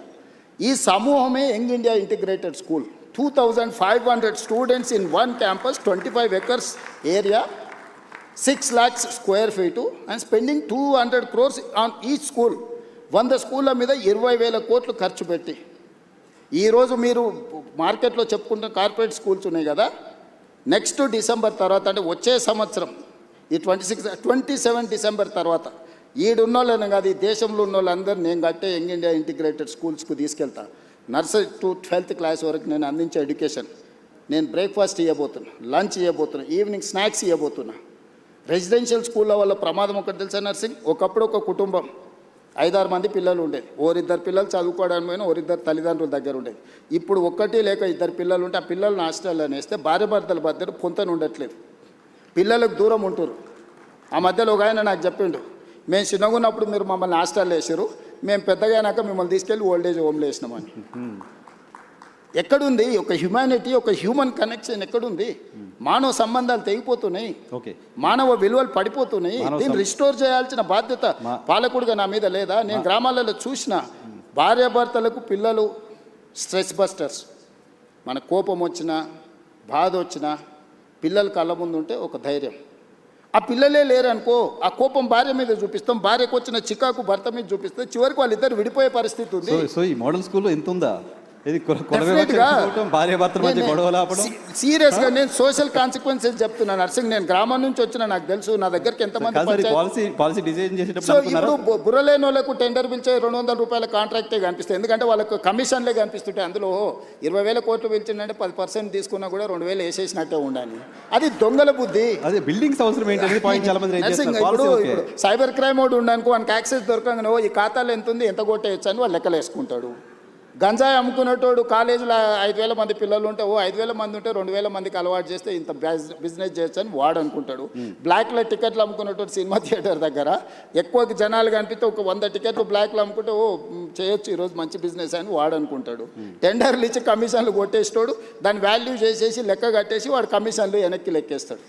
నర్సింగ్ రేవంత్ రెడ్డి దగ్గరకు వచ్చి నీకు ఇది ఇస్తే ఈ పంజాయని అడిగే ధైర్యం ఇంతవరకు ఎవరు చేయలే, ఎవరు లోపలికి కూడా రాలే. ఓకే మీరు ఎడ్యుకేషన్ శాఖను కూడా మీ దగ్గర పెట్టుకోవడం వెనక రీజన్ ఇదేనా? నేను పర్సనల్గా దాన్ని పట్టాలు ఎక్కియాలి అనేది నా. ఇప్పుడు చాలామంది ఏం కోరుకుంటారు, రెవెన్యూ కోరుకుంటారు, ఫినాన్స్ కోరుకుంటారు, డిఫరెంట్ మినిస్టర్స్ కోరుకుంటారు కదా. ముఖ్యమంత్రి ఏ శాఖ అయినా నేను నా వద్ద పెట్టుకోవచ్చు కదా. ఏం పెట్టుకున్నా, అర్బన్ ఇన్ఫ్రాస్ట్రక్చర్ చేయాలనుకున్నా, మున్సిపాలిటీ పెట్టుకున్నా, స్ట్రక్చర్డ్గా డిజైన్ చేయాలి.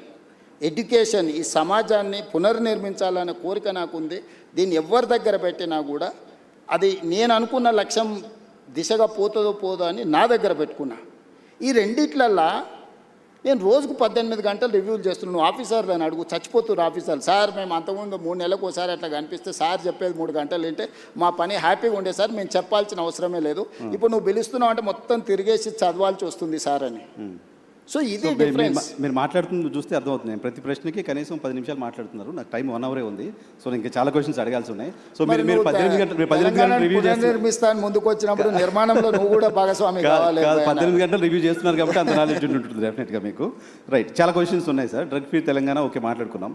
మీరు నాకు తెలిసి కాంగ్రెస్ పార్టీ అధిష్టానానికి సంబంధించిన ఒక నాయకుడిని అన్న అని పిలిచేంత చనువు నాకు తెలిసి తెలుగు రాష్ట్రాల కాంగ్రెస్ నాయకులకి ఎవరికి ఉన్నట్లేదు.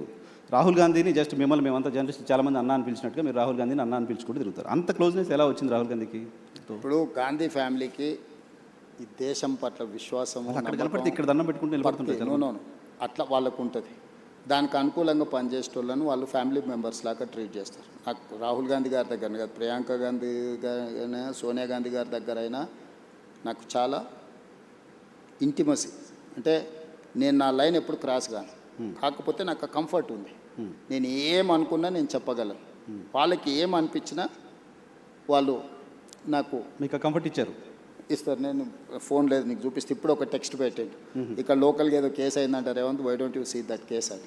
అంటే తెలంగాణలో జరిగే చిన్న సంఘటన కూడా రాహుల్ గాంధీ గారు ముఖ్యమంత్రి గారికి అదేదో చూడు అని అడ్వైజ్ చేసేంత మా కమ్యూనికేషన్ ఉంది. సో గాంధీ కుటుంబంలో కాంగ్రెస్ పాలిటిక్స్ గట్టిగా ఒక 1 decade కూడా కాలం మీరు కాంగ్రెస్ పార్టీలో 2017 కదా. 17 ఈ 9 yearsలో ఎలా తెలుసుకోగలిగారు? అది అదే చెప్తున్నా నర్సింగ్. నేను 2007లో టీడీపీలో జాయిన్ అయినా, 2017లో బయటకు వచ్చి నేను ఉన్నది 10 సంవత్సరాలే కదా. ఈ రోజుకైనా చంద్రబాబు నాయుడు గారు ఆయన దగ్గర ఉన్న సొంత నాయకుల కంటే కూడా నన్ను గౌరవిస్తాడా లేదా వెళ్ళిపోయినాక కూడా? ఎందుకు నార్మల్గా వెళ్ళిపోయిన తర్వాత ఒక పార్టీని వదిలి ఇంకో పార్టీలకు పోయినా, ఒక నాయకుడిని వదిలి ఇంకొక నాయకుడి దగ్గరికి పోయినా వాళ్ళ మధ్యలో సంబంధాలు సత్సంబంధాలు ఉండంగా ఎప్పుడైనా చూసినాం ఈ దేశ రాజకీయాలలో. ఎక్కడైనా కానీ చంద్రబాబు నాయుడు గారికి నేను ఎదురుపడ్డప్పుడు ఆయన కళ్ళల్లో ఏం కనిపిస్తుంది ఒకసారి చూడు. డెఫినెట్గా ప్రేమగా చూస్తారు. నా పట్ల గౌరవం ప్రేమ అనేది ఉంది కదా. That is what my conviction. నేను ఒక నాయకుడితో పనిచేస్తే 100% ఆ నాయకుడితో నిలబడతాను. నేను పార్టీని వదిలే రోజు కూడా ఇక్కడ చెప్పలే, విజయవాడకు పోయి చంద్రబాబు నాయుడు గారిని కలిసి, సార్ నాకున్న పరిస్థితి ఇది, మీ వల్ల నాకు పార్టీ వల్ల అన్ని రకాల ఉపయోగము ప్రయోజనం జరిగింది, కానీ నేను అనుకుంటున్న పర్పస్ కానీ ప్రజలు కోరుకుంటున్న లక్ష్యం కానీ ఇక్కడ ఉంటే కుదరదు, కాబట్టి నేను ప్రత్యామ్నాయంగా నేను వెళ్తున్నా అని చెప్పి నేను అక్కడి నుంచి వచ్చిన. నేను ఎప్పుడు కూడా నా రిలేషన్ని నేను స్ట్రెయిన్ చేసుకోలేదు, నా లీడర్కి నేను అబద్ధం చెప్పలే. ఓకే, ఏదున్నా ఉన్నది ఉన్నట్టు మాట్లాడమే నా స్ట్రెంగ్త్. కాదు సార్, రాహుల్ గాంధీ గారికి మీరు ఒక గోల్ పెట్టుకున్నారు. నాతో 2006-7 ప్రాంతంలో నేను ముఖ్యమంత్రి అవుతా అని చెప్పారు. నాతో పాటు చాలామంది జర్నలిస్ట్ ఫ్రెండ్స్ చెప్పారు. కొంతమందిని మా వాళ్ళని మంత్రులను కూడా చేస్తామని చెప్పారు. మంత్రులను చేయలేదు కానీ చాలామంది మా జర్నలిస్ట్ ఫ్రెండ్స్కి అవకాశాలు కల్పించారు. Thank you. సో మీరు రాహుల్ గాంధీ గారికి చెప్పొచ్చు కదా, ఆయన కూడా గోల్ పెట్టుకొని నేను ప్రధానమంత్రి కావాలని. గోల్ ఉందా అసలు ఆయనకి? ఆ గోల్ పెట్టుకున్నారు, దానికోసం పనిచేస్తున్నారు. రాహుల్ గాంధీ గారికి చాలాసార్లు చెప్తున్నా, కాంగ్రెస్ని అధికారంలోకి తేవాలనే గోల్ ఉంది ఆయనకు, కానీ ఆయన ప్రధానమంత్రి కావాలనే దాని మీద ఆయన కోరిక లేదు. గోల్ ఉంటేనే కదా దానికోసం. నేను చాలాసార్లు మొన్న మా చింతన్ శిబిర్ ఇక్కడనే రాజ్ ఠాకూర్ జిల్లా ప్రెసిడెంట్ ఉన్నాడు కదా, మొన్న మా చింతన్ శిబిర్ జిల్లా అధ్యక్షుల ట్రైనింగ్ జరిగింది ఆంధ్రప్రదేశ్ తెలంగాణ వికారాబాద్లో. నేను లోపల ఏం మాట్లాడినో ఎవరైనా వినుంటారు, నువ్వు అడుగు అంటే నాకు ఆయనకు జరిగిన డిస్కషన్ అంటే ఒక పర్సన్ థాట్ లోపల ఉన్నప్పుడు కదా దానికోసం చెప్పించి ఒప్పించిన. మొదటిసారి రాహుల్ గాంధీ వచ్చేసారి నేను ప్రధానమంత్రి పదవికి పోటీ పడతాను, నేను బాధ్యత తీసుకుంటా అని చెప్పి మొదటిసారి రాహుల్ గాంధీ గారిని అధికారికంగా ఎస్ అని నేనే అనిపించిన. ఓకే, నేను చెప్పిన క్లియర్గా ప్రజలు ఇప్పుడు ఇప్పుడున్న జనరేషన్, నేను ఆయనకు చెప్తా ఆయన నీకు చేస్తాడంటే ఎవరు నమ్మడం లేదు, వినడం లేదు. నువ్వేం చేస్తావో, నీ కమిట్మెంట్ ఏంది, నువ్వేం చేయదలుచుకుంటావో నువ్వు డైరెక్ట్గా చెప్పమంటున్నావు. ఇప్పుడున్న పాలిటిక్స్ను నేను స్విగ్గీతో పోలుస్తాను. ఇప్పుడు జనాలు వితిన్ మినిట్స్ డెలివరీ కావాలని కోరుకుంటున్నారు. పొద్దున ఆర్డర్ ఇస్తే రాత్రికి వచ్చే దాని మీద లేరు జనాలు, కావాలి కొత్త ఆర్డర్ మరి రెడీగా ఉంటారు. సో స్విగ్గీ పాలిటిక్స్లో ఈరోజు నువ్వు ఎట్లా పర్ఫామ్ చేస్తావు అనే దాని మీదనే ఆధారపడి ఉంటుంది. సో రేపు వచ్చే ఎన్నికల్లో రాహుల్ గాంధీ ప్రధానమంత్రి అభ్యర్థి ఇండియా కూటమి నుంచి. మొదట కాంగ్రెస్ పార్టీ నిర్ణయించుకుంటుంది, ప్రకటిస్తుంది, తర్వాత ఇండియా కూటమిని కన్విన్స్ చేస్తాం. ఇండియా కూటమిలో ఉన్న మిత్రులు నాకు చాలామంది మిత్రులే, వాళ్ళందరితో నేను కూర్చోబెట్టి మాట్లాడి సంవత్సరం ముందే అధికారికంగా రాహుల్ గాంధీ గారు రేపు జరగబోయే ఎన్నికల్లో ప్రధానమంత్రి అభ్యర్థి రాహుల్ గాంధీ గారికి ఓటేయండి, ఈ దేశానికి ప్రధానమంత్రి అవుతాడు, రైతుల కోసం ఏం చేస్తాడు, మహిళల కోసం ఏం చేస్తాడు, విద్యార్థుల కోసం ఏం చేస్తాడు, నిరుద్యోగ యువకుల కోసం ఏం చేస్తాడు, పరిశ్రమల కోసం ఏం చేస్తాడు, అదేవిధంగా కాస్ట్ సెన్సెస్ విషయంలో ఏం చేస్తాడు, లేకపోతే ఉన్న అదర్ సోషల్ ఇష్యూస్ మీద ఏం చేస్తాడు, ఒక పాలసీ డాక్యుమెంట్ తీసుకొచ్చి ప్రజల ముందు పెట్టి ప్రజల్ని మ్యాండేట్ కోరుతాం. ఓకే సార్, మీరు ఇప్పుడు ఆంధ్రప్రదేశ్లో కాంగ్రెస్ పార్టీ చివరి ముఖ్యమంత్రి, తెలంగాణ వచ్చిన తర్వాత మీరు మొదటి ముఖ్యమంత్రి. కాంగ్రెస్ పార్టీ ముఖ్యమంత్రులకి ఎవరికీ లేని ఒక ప్రివిలేజ్ కనపడుతుంది. మీరు సౌత్ ఇండియాలో కాంగ్రెస్ పార్టీకి సంబంధించిన ఫేస్గా కనపడుతున్నారు. కేరళ ఎలక్షన్లో క్యాంపెయిన్గా చేయడం కావచ్చు, తమిళనాడు వెళ్ళి అక్కడ మీటింగ్స్ అటెండ్ చేయడం కావచ్చు. సో సిద్ధరామయ్య కంటే కూడా సౌత్ ఇండియాలో ఉన్న కాంగ్రెస్ ముఖ్యమంత్రులు మీరు ఎక్కువ పాపులర్గా కనపడుతున్నారు. సో సౌత్ ఫేస్గా రేవంత్ ఎమర్జ్ అవ్వడం వెనక రీజన్ ఏంటి? నేషనల్ పాలిటిక్స్ ఇంకేదన్నా మీరు సీఎం కావాలని గోల్ అయిపోయింది, వేరే గోల్ ఏమైనా పెట్టుకున్నారా? లేదు నర్సింగ్, నేను 10 years 2034 వరకు ఏ గోల్ లేదు. 1994లో 2 సార్లు తెలుగుదేశం పార్టీకి అధికారం ఇచ్చారు, 2004 నుంచి 2 సార్లు కాంగ్రెస్ పార్టీకి అధికారం ఇచ్చారు, 2014 నుంచి 2 సార్లు బీఆర్ఎస్కి అధికారం ఇచ్చారు, 2024 నుంచి 2 సార్లు నాకు అధికారం ఇస్తారు ప్రజలు. నాకు స్పష్టత ఉంది. 2034 వరకు ఇక్కడనే ఉంటా, ఈ ప్రజల కోసమే పనిచేస్తా. $1 trillion ఎకానమీని అక్కడికి తీసుకెళ్ళి 2047కి $3 trillion ఎకానమీ ఏదైతే మన నరేంద్ర మోడీ గారి ముందు స్పష్టంగా చెప్పినాం, భారతదేశం $30 trillion ఎకానమీ ఏదైతే వికసిత్ భారత్ 2047 లక్ష్యంగా పెట్టుకున్నారో, ఈరోజు మనము 3% లోపల జనాభా ఉంటే 5% జీడిపి కంట్రిబ్యూట్ చేస్తున్నాం. రేపు ఇదే జనాభా 10% జీడిపిని దేశానికి కంట్రిబ్యూట్ చేసే ప్రణాళికలు, దానికి రోడ్ మ్యాప్, దానికి భవిష్యత్ ఏ రకమైన విధానాలు తీసుకోవాలనో 2034 వరకు ఇక్కడనే క్షేత్రస్థాయిలో ఉండి ఈ పనులు చేస్తాను. సార్ అది నమ్మకమా? 10 ఏళ్ళు ఇస్తారు లేని నమ్మకమా? పక్క రాష్ట్రం ఆంధ్రప్రదేశ్లో 5 ఏళ్ళకి ప్రభుత్వం మారింది, డిఎంకే ప్రభుత్వం తమిళనాడులో కూడా 5 ఏళ్ళకి మారింది. నా జీవితంలో నేను జడ్పీటీసీ అవుతా అనుకున్నప్పుడు జడ్పీటీసీ అయినా, నేను ఎమ్మెల్సీ అవుతా అనుకున్నప్పుడు ఎమ్మెల్సీ అయినా, ఎమ్మెల్యే కావాలనుకున్నప్పుడు ఎమ్మెల్యే అయినా, 2014లో ఎంపీ అవుతా అని చాలా ప్రయత్నం చేసింది, నీకు కూడా తెలుసు అవును, కదా. తెలుసు. క్రికెట్ కాకపోతే 19లో అయినా మల్కాజ్గిరి. అదే మల్కాజ్గిరి నుంచి, 14లో కూడా మల్కాజ్గిరి నుంచి అవుతా అని చెప్పి తెలుసు కదా. అవును. అక్కడ మిస్ అయినా కూడా 19లో మళ్ళీ అక్కడ నుంచి అయినా జిల్లా పరిషత్ మెంబర్ ఉన్నప్పుడే తెలంగాణ వస్తే తెలంగాణకు ముఖ్యమంత్రి అవుతా అని చెప్పిన, అవునా? అవును, నాతో చెప్పారు. నీతో చెప్పిన కదా, నీకు గుర్తుంది కదా. ఆ రోజు చెప్పిన, ఆ రోజు రాజశేఖర రెడ్డి గారు, చంద్రబాబు నాయుడు గారు నాయకత్వం ముందు తెలంగాణ ఎక్కడి నుంచి వస్తుందా, పిచ్చి బ్రహ్మలని మాట్లాడిన వాళ్ళు కూడా ఉండరు కదా. వచ్చింది కదా, వచ్చిన తెలంగాణకు ముఖ్యమంత్రి అయినా కదా. ఈ రోజు కూడా నేను చెప్తున్నా 34 వరకు నేనే ఉంటా. Confidence sir? నేను ఈరోజు నీ ముందర చెప్పిపోతున్నావు, నువ్వు దాచిపెట్టుకో. ఓకే. 34 తర్వాత నేను జాతీయ రాజకీయాల వైపు పోయినప్పుడు ఆ రోజు వచ్చి నువ్వు అడుగు. నువ్వు ఆ రోజు సో చెప్పింది 34 వరకు ఇక్కడ 34 వరకు గెలిస్తే స్టేట్ కూడా రేవంత్ రెడ్డి పాలిటిక్స్. 34లో గెలిస్తే కూడా రేవంత్ రెడ్డి సీఎంగా ఉండరు, వెళ్ళిపోతారు పైకి. 34 తర్వాత మొత్తం 100% సీట్లు గెలిపించి కాంగ్రెస్కి అధికారం ఇచ్చినా కూడా నేను ముఖ్యమంత్రి పదవి తీసుకోను. నేను తర్వాతి తరానికి బదిలీ చాలా పెద్ద చేస్తా. స్టేట్మెంట్ ఇస్తున్నారు సార్. పెద్ద స్టేట్మెంట్ నీకు చెప్తున్నా, అందుకే నీకు చెప్పాలని నీకు చెప్తున్నా. ఓకే. ఎందుకంటే నీకు ముఖ్యమంత్రి అని చెప్పిన రోజు నువ్వు ఆశ్చర్యపోయినావు, అది ఎట్లా సాధ్యం, జడ్పీటీసీ ముఖ్యమంత్రి అవుతాడా అని. ఆశ్చర్యం ఏం పోలే, మేము అనుకున్నాం కదా, మాట్లాడుకున్నాం చాలా ఆ సందర్భాల్లో. రోజు ఎవరైనా ఒక జడ్పీటీసీ ఇండిపెండెంట్గా గెలిచి రాష్ట్రం వస్తే నేను ముఖ్యమంత్రి అవుతా అంటే ఎవరైనా నమ్ముతారా? నమ్మరు కదా. సో ఇది నోట్ చేసి పెట్టుకోవచ్చు. 34 తర్వాత రేవంత్ రెడ్డి తెలంగాణ నేను ఈరోజు మాట్లాడే ప్రతి మాట నువ్వు దాచిపెట్టుకో నీ లైబ్రరీలో, నీకు అవసరమైనప్పుడల్లా చూసుకో. ఓకే. నేను ఈరోజు చెప్తున్నా 34 వరకు నేను ముఖ్యమంత్రిగా ఉండి, 34 తర్వాత పార్టీ ఎవరిని చేస్తే వాళ్ళని ముఖ్యమంత్రిని చేస్తాను, నేను గాను. అవకాశం ఇస్తే కూడా మీరు కాదు. నేను తీసుకోను, నాకు తెలుసు నా లైఫ్. యంగ్ ఉన్నారు సార్, ఇంకా 30 ఏళ్ళ పాలిటిక్స్ ఇస్తారు. దేశం చాలా విశాలంగా ఉంది, దేశానికి కూడా సేవలు అందిస్తా. ఓకే. జాతీయ స్థాయిలో నేను నా అనుభవాన్ని దేశం కోసం పంచుతా. నాకు దేశం పట్ల భక్తి ఉంది. నేను ముందే మన మోడీ గారి ముందర చెప్పిన, పైలా దేశ్ దూసరా జనతా తీసరా దల్, అంటే మొదట దేశము, తర్వాత ప్రజలు, తర్వాత పార్టీ, తర్వాత నేను. సో నాకు ఒక స్పష్టత ఉంది, ఈ స్పష్టతలోనే ఇక్కడి వరకు వచ్చిన. సో మీరు నాకు 2006లో జెడ్పీటీసీగా ఉన్నప్పుడు ముఖ్యమంత్రి అవుతా అని చెప్పారు. ఇప్పుడు ముఖ్యమంత్రిగా ఉన్నారు, జాతీయ రాజకీయాల్లోకి వెళ్తా అని చెప్తున్నారు. జాతీయ రాజకీయాల్లో ఏ చైర్ కోరుతున్నారు, ఏ చైర్ కోసం అనుకుంటున్నారు? రాహుల్ గాంధీని ప్రధానమంత్రిగా కూర్చోబెట్టి ఆ తర్వాత ఏ చైర్ ఇస్తే ఆ చైర్లో కూర్చుంటా. Right sir. నేను గతంలో టీవీ 9లో పనిచేస్తున్నప్పుడు కావచ్చు, ఏబీ ఆంధ్రజ్యోతిలో పనిచేస్తున్నప్పుడు కావచ్చు, మనం ఇంటర్వ్యూకి వచ్చినప్పుడు మీరు నాకు చెప్పే ఏం అడగాలి సార్ అంటే ఏదైనా అడుగు అనేవాళ్ళు. ఆ లిబర్టీ తీసుకొని కొన్ని క్వశ్చన్స్ అడుగుతున్నాను, అడగచ్చు కదా? డన్. Thank you. తెలంగాణకు సంబంధించి, హైదరాబాద్కు సంబంధించి సినిమా ఇండస్ట్రీ ఎందుకు రేవంత్ రెడ్డి పట్ల నెగిటివ్గా ఉందా, లేకపోతే రేవంత్ రెడ్డి సినిమా ఇండస్ట్రీ పట్ల నెగిటివ్గా ఉన్నారా అలాంటి ఒక ఇంప్రెషన్ బయట సొసైటీలో ఉంది. రీజన్ ఏంటో తెలియదు, మీరు చెప్పాలి. దాంతోపాటు తెలుగు సినిమా ఇండస్ట్రీ ఏమో అంటిముట్టినట్టుగా ఉంటుంది. బాలీవుడ్ మొత్తం ఇంటికి వస్తుంది. అమితాబ్ బచ్చన్ వస్తున్నారు, ఆయన ఇంకా సల్మాన్ ఖాన్ వస్తున్నారు, అజయ్ దేవ్గన్ వస్తున్నారు, బాలీవుడ్ అంతా వస్తుంది. తెలుగు సినిమా ఇండస్ట్రీతో ఎందుకు డిటాచ్మెంట్ ఉంది మీకు? నాకు డిటాచ్మెంట్ ఏం లేదు, నాకు ఎక్కువ వివరాలు తెలుసు కాబట్టి కొంతమంది నా దగ్గరకు వచ్చి వేరే చెప్పలేరు. ఎందుకంటే నాకు అందరి గురించి చాలా విషయాలు తెలుసు కదా. నేను కొత్తగా చూస్తలేను పరిశ్రమ. కొంతమంది అమెరికా నుంచి వచ్చిన వాళ్ళకు సెలబ్రిటీస్ అంటే సోషల్ క్లైంబింగ్ అంటారు దీన్ని ఇంగ్లీష్లో. ఓకే. సడన్గా మనకు డబ్బులు వచ్చినా, సడన్గా హోదా వచ్చినా, అప్పటి వరకు మనలో అణిచివేసుకున్న విపరీతమైన కోరికలు కొన్ని ఉంటాయి. దాంతో ఏమైందంటే ఒక్కసారిగా అవి నిద్రలేస్తారే నాకు సెలబ్రిటీ పరిచయం ఉండాలా, ఆ సెలబ్రిటీ నేను కలవాలా, లేకపోతే నన్ను ఆయన కలవాలా అని సోషల్ క్లైంబింగ్ అంటారు దాన్ని. అంటే అట్లా బయట ప్రపంచంలో ఉండే వాళ్ళతో కొంత కలవాలని కోరికలు ఉంటాయి. నేను 30 ఏళ్ళ క్రితం అందరూ ఇప్పుడు స్టార్స్ అని చెప్పేట వాళ్ళందరూ కిడ్స్ ఉన్నప్పుడు నాకు తెలుసు. ఓకే. నేను పేర్లు చెప్పను కానీ వాళ్ళు స్కూల్కి వెళ్ళి, లేకపోతే జూనియర్ కాలేజ్కి వెళ్ళి, లేకపోతే వాళ్ళ కాలేజ్ నుంచి బయటకు వచ్చి సింగిల్ బియర్ తాగాలనుకున్నప్పుడు కూడా నా దగ్గరకు వచ్చేటోళ్ళు. అన్న నువ్వు సంతకం పెడితే నేను బియర్ తాగుతా అని.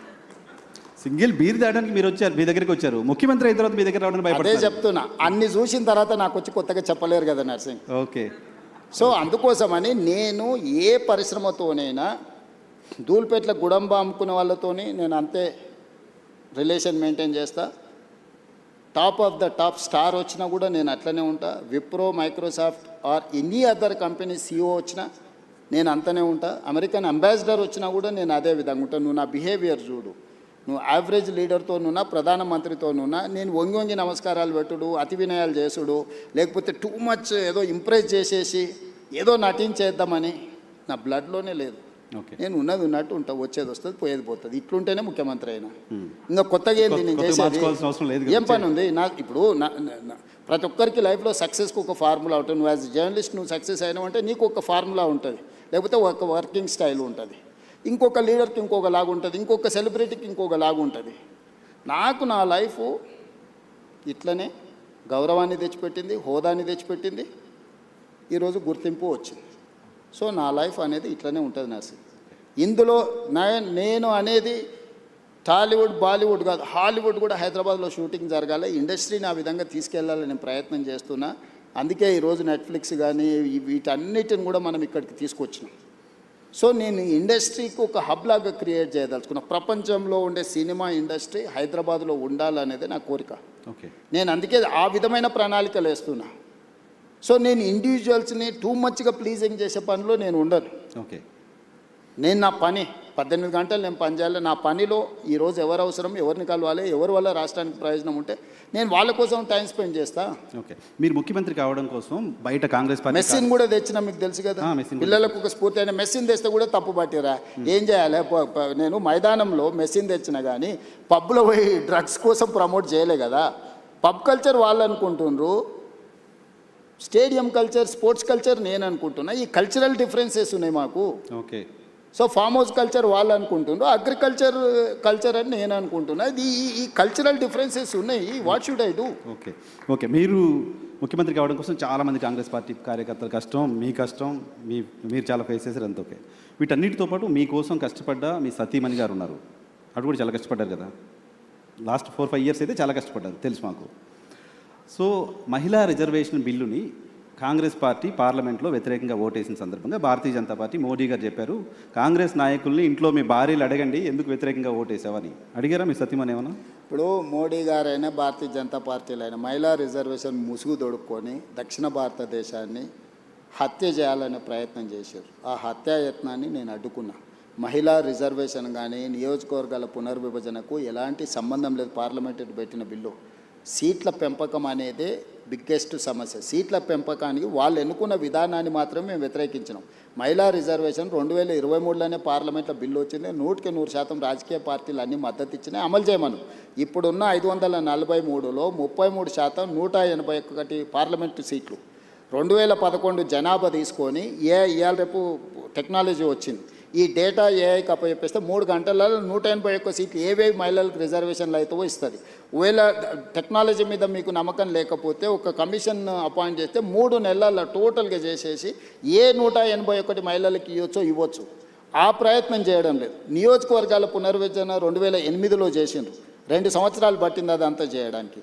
ఉన్న నియోజకవర్గాలు సేమ్ నెంబర్, తెలంగాణలో 17 ఉన్నాయి, ఆంధ్రప్రదేశ్లో 25 ఉన్నాయి. ఇదే 17 నియోజకవర్గాలను పార్లమెంటు పునర్విభజన చేయొచ్చు. ఆంధ్రప్రదేశ్ ఇట్లా దేశమంతా 543 నియోజకవర్గాలను పునర్విభజన చేయొచ్చు. ఆయా రాష్ట్రాలలో ఉన్న జనాభాను రెగ్యులేట్ చేయొచ్చు ఆ పార్లమెంట్ల ప్రకారం. ఈ 2 చేయకుండా సీట్ల పెంపు అనేదాన్ని ఉన్నదాన్ని 50% పెంచుతా అనేది మోడీ గారి ఆలోచన. అందరికీ సమానంగా 50 పెంచుతున్నా అని అంటుండే. నేను ఒకే ఒక ప్రశ్న అడుగుతాను, మీరు బ్రదర్స్ ఇద్దరా ముగ్గురు కదా. మీ నాన్న ఎప్పుడు కొంత ఆస్తి ఇచ్చిండు, ముగ్గురికి సమానంగానే ఇచ్చిండు. ఒక 10 సంవత్సరాల జర్నీ అయిపోయింది. నీ దగ్గర 10 లక్షలు ఉంది ఇప్పుడు ఆస్తి, ఇంకొక బ్రదర్ దగ్గర 1 కోటి ఉంది, ఇంకో బ్రదర్ దగ్గర 10 కోట్లు ఉంది. మీ నాన్న మళ్ళీ వచ్చి ఆయన కూడా మళ్ళీ కష్టపడి సంపాదించి ఎగ్జాక్ట్గా 100% మీ ముగ్గురికి మీ ఆస్తి ఎంత ఉందో 100% ఇస్తా అని అంటే నర్సింగ్, అప్పుడు నువ్వేమంటావు? నీకు 10 లక్షలకు 10 లక్షలు వస్తుంది, మీ పెద్దన్నకు 10 కోట్లకు 10 కోట్లు వస్తుంది, మీ మధ్యన్నకు 1 కోటికి 1 కోటి వస్తుంది. అప్పుడు నీకు నీ పెద్దన్నకి ఎంత తేడా ఉంది? పర్సంటేజ్ మీ నాన్న చెప్పింది ముగ్గురికి సమానంగా ఇస్తున్నా, 100% ఇస్తున్నా అని చెప్తుండు. పర్సంటేజ్ చూస్తే రాజ్ ఠాకూర్ అయినా ఇంకోరైనా జడ్జి ఎవరైనా సామరామన్న కరెక్టే కదా. నర్సింగ్ 100% వచ్చింది, వాళ్ళు ఇంకో అన్నకు 100% వచ్చింది, వాళ్ళ పెద్ద అన్నకు 100% వచ్చింది. Percentage is not a solution for this problem. కానీ జనాభా లెక్కల ప్రకారం చేస్తే ఇంకా నష్టపోతుంది. జనాభా లెక్కలు చేయమని ఎవడన్నాడు? ఎవడడిగండి? నువ్వు జనాభా లెక్కలు చేయొద్దని 76లో ఇందిరాగాంధీ నిషేధం విధించింది, 2001లో జనాభాను ప్రాతిపదిక తీసుకోవద్దని అటల్ బిహారీ వాజ్పేయి నిషేధం విధించిండు. ఇందిరాగాంధీ 1976లో గుర్తించింది జనాభా ప్రాతిపదికం చేస్తే దక్షిణ భారతదేశానికి నష్టం జరుగుద్ది అని. 1976 నియోజకవర్గ పునర్విభజన చేసినప్పుడే 1970 నుంచి 76 వరకు కుటుంబ నియంత్రణ చేయడం వల్ల దక్షిణాది రాష్ట్రాలలో అమలు చేసిన కేంద్ర ప్రభుత్వం ఇచ్చిన ఆదేశాలను జనాభా తగ్గింది. ఇది ఒకవేళ ప్రాతిపదిక అయితే దక్షిణాది రాష్ట్రాలకు నష్టం జరుగుద్దని 25 సంవత్సరాలు నిషేధం విధించింది శ్రీమతి ఇందిరాగాంధీ గారు. 2001లో అటల్ బిహారీ వాజ్పేయి గారు ప్రధానమంత్రిగా ఉన్నప్పుడు విజ్డమ్ వాడి ఆయన ఇంకొక 25 సంవత్సరాలు నిషేధం విధించిండు. 76 నుంచి 2026 వరకు 50 సంవత్సరాలు జనాభా ప్రాతిపదికన కాదు, ఆయా రాష్ట్రాలలో ఉన్న సీట్లను ఆ రాష్ట్రాల మధ్యలోనే పంచాలి, బయటికి తీసుకోవద్దని నియంత్రించరు. ఈరోజు నరేంద్ర మోడీని అదే అడుగుతున్నాం. ఇందిరాగాంధీ గారిని వాజ్పేయి గారిని ఆదర్శంగా తీసుకొని ఇంకొక 25 సంవత్సరాలు ఇదే నెంబర్ను ఈ రాష్ట్రాలలో ఉన్న దాంట్లో పెంచు. లేదు అని అంటే నేను అక్కడే చెప్పినా ఇక్కడే చెప్తున్నా. ఈరోజు కేరళలో 20 ఉన్నాయి, ఉత్తరప్రదేశ్లో 80 ఉన్నాయి. కేరళ ఉత్తరప్రదేశ్ మధ్యలో గ్యాప్ 60 ఈరోజు సీట్లు, అంతేనా? 20కి 80కి గ్యాప్ 60 కదా.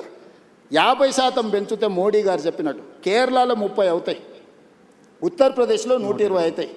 30కి 120కి గ్యాప్ 90%. ఏమో 50% పెంచినట్టుగా అనిపిస్తుంది నీకు. ఈరోజు కేరళలో 20 కాస్త 30 అవుతున్నాయి, 80 కాస్త 120 అవుతున్నప్పుడు 60 ఉండాల్సిన గ్యాప్ 90కి వస్తుంది.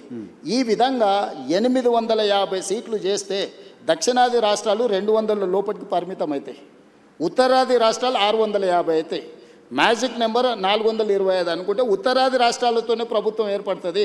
ఇక దక్షిణాది రాష్ట్రం ద్వితీయ శ్రేణి పౌరులుగా మారిపోయి పన్నులు కట్టాలి, ఢిల్లీకి వెళ్ళి సలాంలు కొట్టాలి. సో ప్రస్తుతానికి ఆపగలిగారు మీరు చెప్పిన ఖచ్చితంగా ఆ ఫార్ములా వర్కౌట్ అవ్వదు. అందుకే నేనేమన్నా అంటే సుప్రీంకోర్టు టైమ్ అండ్ అగైన్ కొన్ని జడ్జిమెంట్లు ఇచ్చింది. ఎడ్యుకేషన్లో ఇచ్చింది కదా, 50% డిజబిలిటీ, 50% మెరిట్ అన్నారు. అంటే ఎనీ రిజర్వేషన్ ఈజ్ 50% దాటొద్దు, 50% మెరిట్కి ఇవ్వండి, 50% రిజర్వేషన్లు ఇవ్వన్నారు. ఉద్యోగాలలో సేమ్ చెప్పారు, విద్యలో సేమ్ చెప్పారు. లోకల్ బాడీస్లో మేము బీసీలకు 42%, మొత్తం 69% పెంచుతామంటే సుప్రీంకోర్టు కొట్టేసి మీరు ఏ రిజర్వేషన్లు ఇచ్చినా 50% ఇవ్వండి, మిగతా 50% ఓపెన్ కేటగిరీ పెట్టమన్నారు.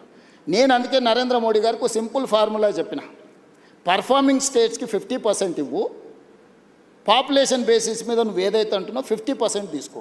సో మేము పర్ఫామ్ చేసినాము, మేము కుటుంబ నియంత్రణ పాటించినాము, మేము ఆర్థికంగా ఈ దేశానికి ఈ ఉన్న దక్షిణాది రాష్ట్రాల్లో 40% దేశ ఎకానమీలో మనం కాంట్రిబ్యూట్ చేస్తున్నాం.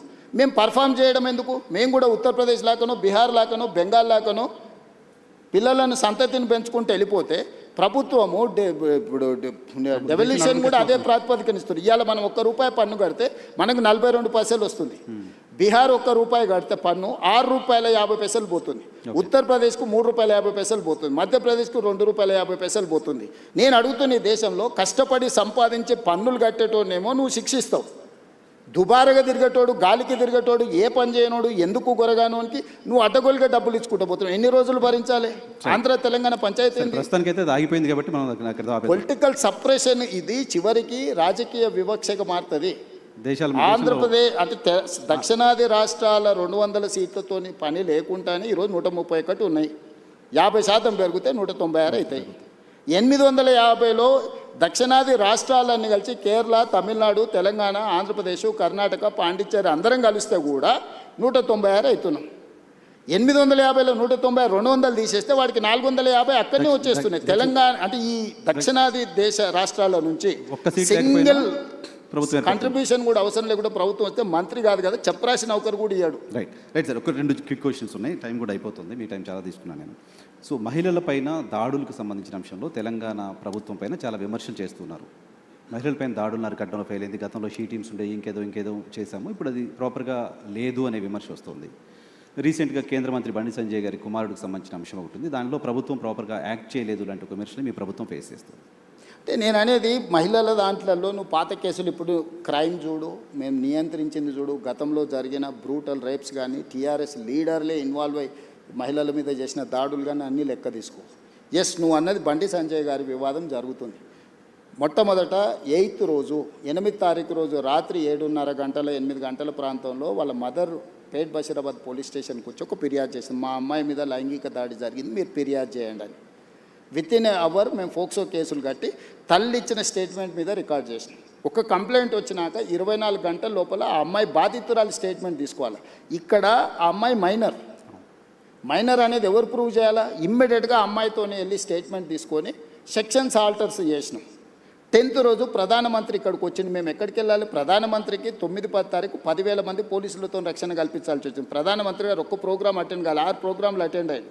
హైటెక్ సిటీ కావచ్చు, సింధు హాస్పిటల్ కావచ్చు, పవన్ కళ్యాణ్ కావచ్చు, చంద్రబాబు నాయుడు గారు కావచ్చు, బేగంపేట కావచ్చు, పరేడ్ గ్రౌండ్లో పబ్లిక్ మీటింగ్. వేలాది మంది కార్యకర్తలు వచ్చినప్పుడు సిస్టమ్ మొత్తము 4 days కంటిన్యూస్గా 10,000 పోలీసు ఈ మొత్తం కమిషనరేట్లలో అందరూ అక్కడనే డిప్లాయ్ చేయాల్సి వచ్చింది. Prime minister security. చిన్న మిస్టేక్ జరిగితే ఏం జరుగుతుందో నీకు తెలియదు ఏముంది. అందులో హైదరాబాద్ హై సెన్సిటివ్ సిటీ. రకరకాల దేశంలో ఏ మూలన ఐఎస్ఐ దాడులు జరిగితే కూడా దాని మూలాలు అప్పుడప్పుడు హైదరాబాద్లో వెళ్తూ ఉంటాయి. సో ప్రధానమంత్రి పర్యటనను చాలా సీరియస్గా తీసుకొని 10th రోజు 11th పొద్దున్నే ఇమ్మీడియట్గా సెక్షన్స్ ఆర్డర్స్ వేసి ఇమ్మీడియట్గా వాళ్ళ ఇంటికి వెళ్ళి నోటీస్ ఇచ్చినాం. ఇప్పుడు దాంట్లో అమ్మాయి డేట్ ఆఫ్ బర్త్ ఇష్యూస్ మీద 2 రకాల ఆరోపణలు ఉన్నాయి. 2 రకాల ఆరోపణలు ఉన్నప్పుడు ఇప్పుడు బండి సంజయ్ వాళ్ళ కొడుకు కూడా పోయి పోలీస్ స్టేషన్లో అంతకంటే ముందే కంప్లైంట్ ఇచ్చిన. వాళ్ళు కంప్లైంట్ ఇచ్చిన తర్వాత 2 గంటల తర్వాత వీళ్ళు వచ్చి కంప్లైంట్ ఇచ్చారు. ఇప్పుడు అతను ఇచ్చిన కంప్లైంట్ కరీంనగర్లో ఇచ్చిండు, వీళ్ళు ఇచ్చిన కంప్లైంట్ సైబరాబాద్లో ఇచ్చిండు. కంప్లైంట్స్ను బేరీజు వేసుకోవడమే కాకుండా ఇప్పుడు అందులో ఉన్న ఆరోపణలని ఆ అమ్మాయి స్టేట్మెంట్ తీసుకోకుండా ఫోక్సో కేసులో పర్టికులర్గా మైనర్ గర్ల్ విషయంలో అమ్మాయి స్టేట్మెంట్ తీసుకోకుండా ముందుకు వెళ్ళడానికి లేదు. ఇమ్మీడియట్గా అమ్మాయి స్టేట్మెంట్ తీసుకొని సెక్షన్స్ ఆర్డర్స్ వేసి ఇమ్మీడియట్గా నోటీస్ ఇస్తే అతను అబ్స్కాండ్లో ఉన్నాడు. సో ఈరోజు మేము చేస్తున్న దాంట్లో చట్టబద్ధంగా ఒకవేళ అడావిడికి వెళ్ళి మేము ఇంటి మీద పడి 1,000 మంది పోలీసులను పంపిస్తే మీరేమంటారు? రాజకీయ వివక్ష. ప్రధానమంత్రి సభ విజయవంతమైనందుకు రేవంత్ రెడ్డి గారు భారతీయ జనతా పార్టీకి భయపడిపోయి బండి సంజయ్ మీద పోలీసులతో దాడులు చేయించడానికి మళ్ళీ మీరే మాట్లాడేటోళ్ళు. సో ఇప్పుడు ఎవరికి మా ప్రభుత్వంలో నేను మీకు చెప్తున్నా, అది సినిమా స్టార్లు అయినా సరే, ప్రజాప్రతినిధులైనా సరే, వాళ్ళ పిల్లలైనా సరే, ఎవ్వరికి మినహాయింపు లేదు. మీరు నన్ను చూసిండ్రు. సినిమా తారల విషయంలో ఎట్లా వ్యవహరించినా, ప్రజాప్రతినిధులు డ్రగ్స్లలో దొరికితే ఏ రాష్ట్రంలోనైనా ఏ పార్టీలైనా నేను ఏ విధంగా తీసుకొచ్చినా ఇందులో కూడా ఎలాంటిది లేదు. ఇది మైనర్ గర్ల్ ఇష్యూ.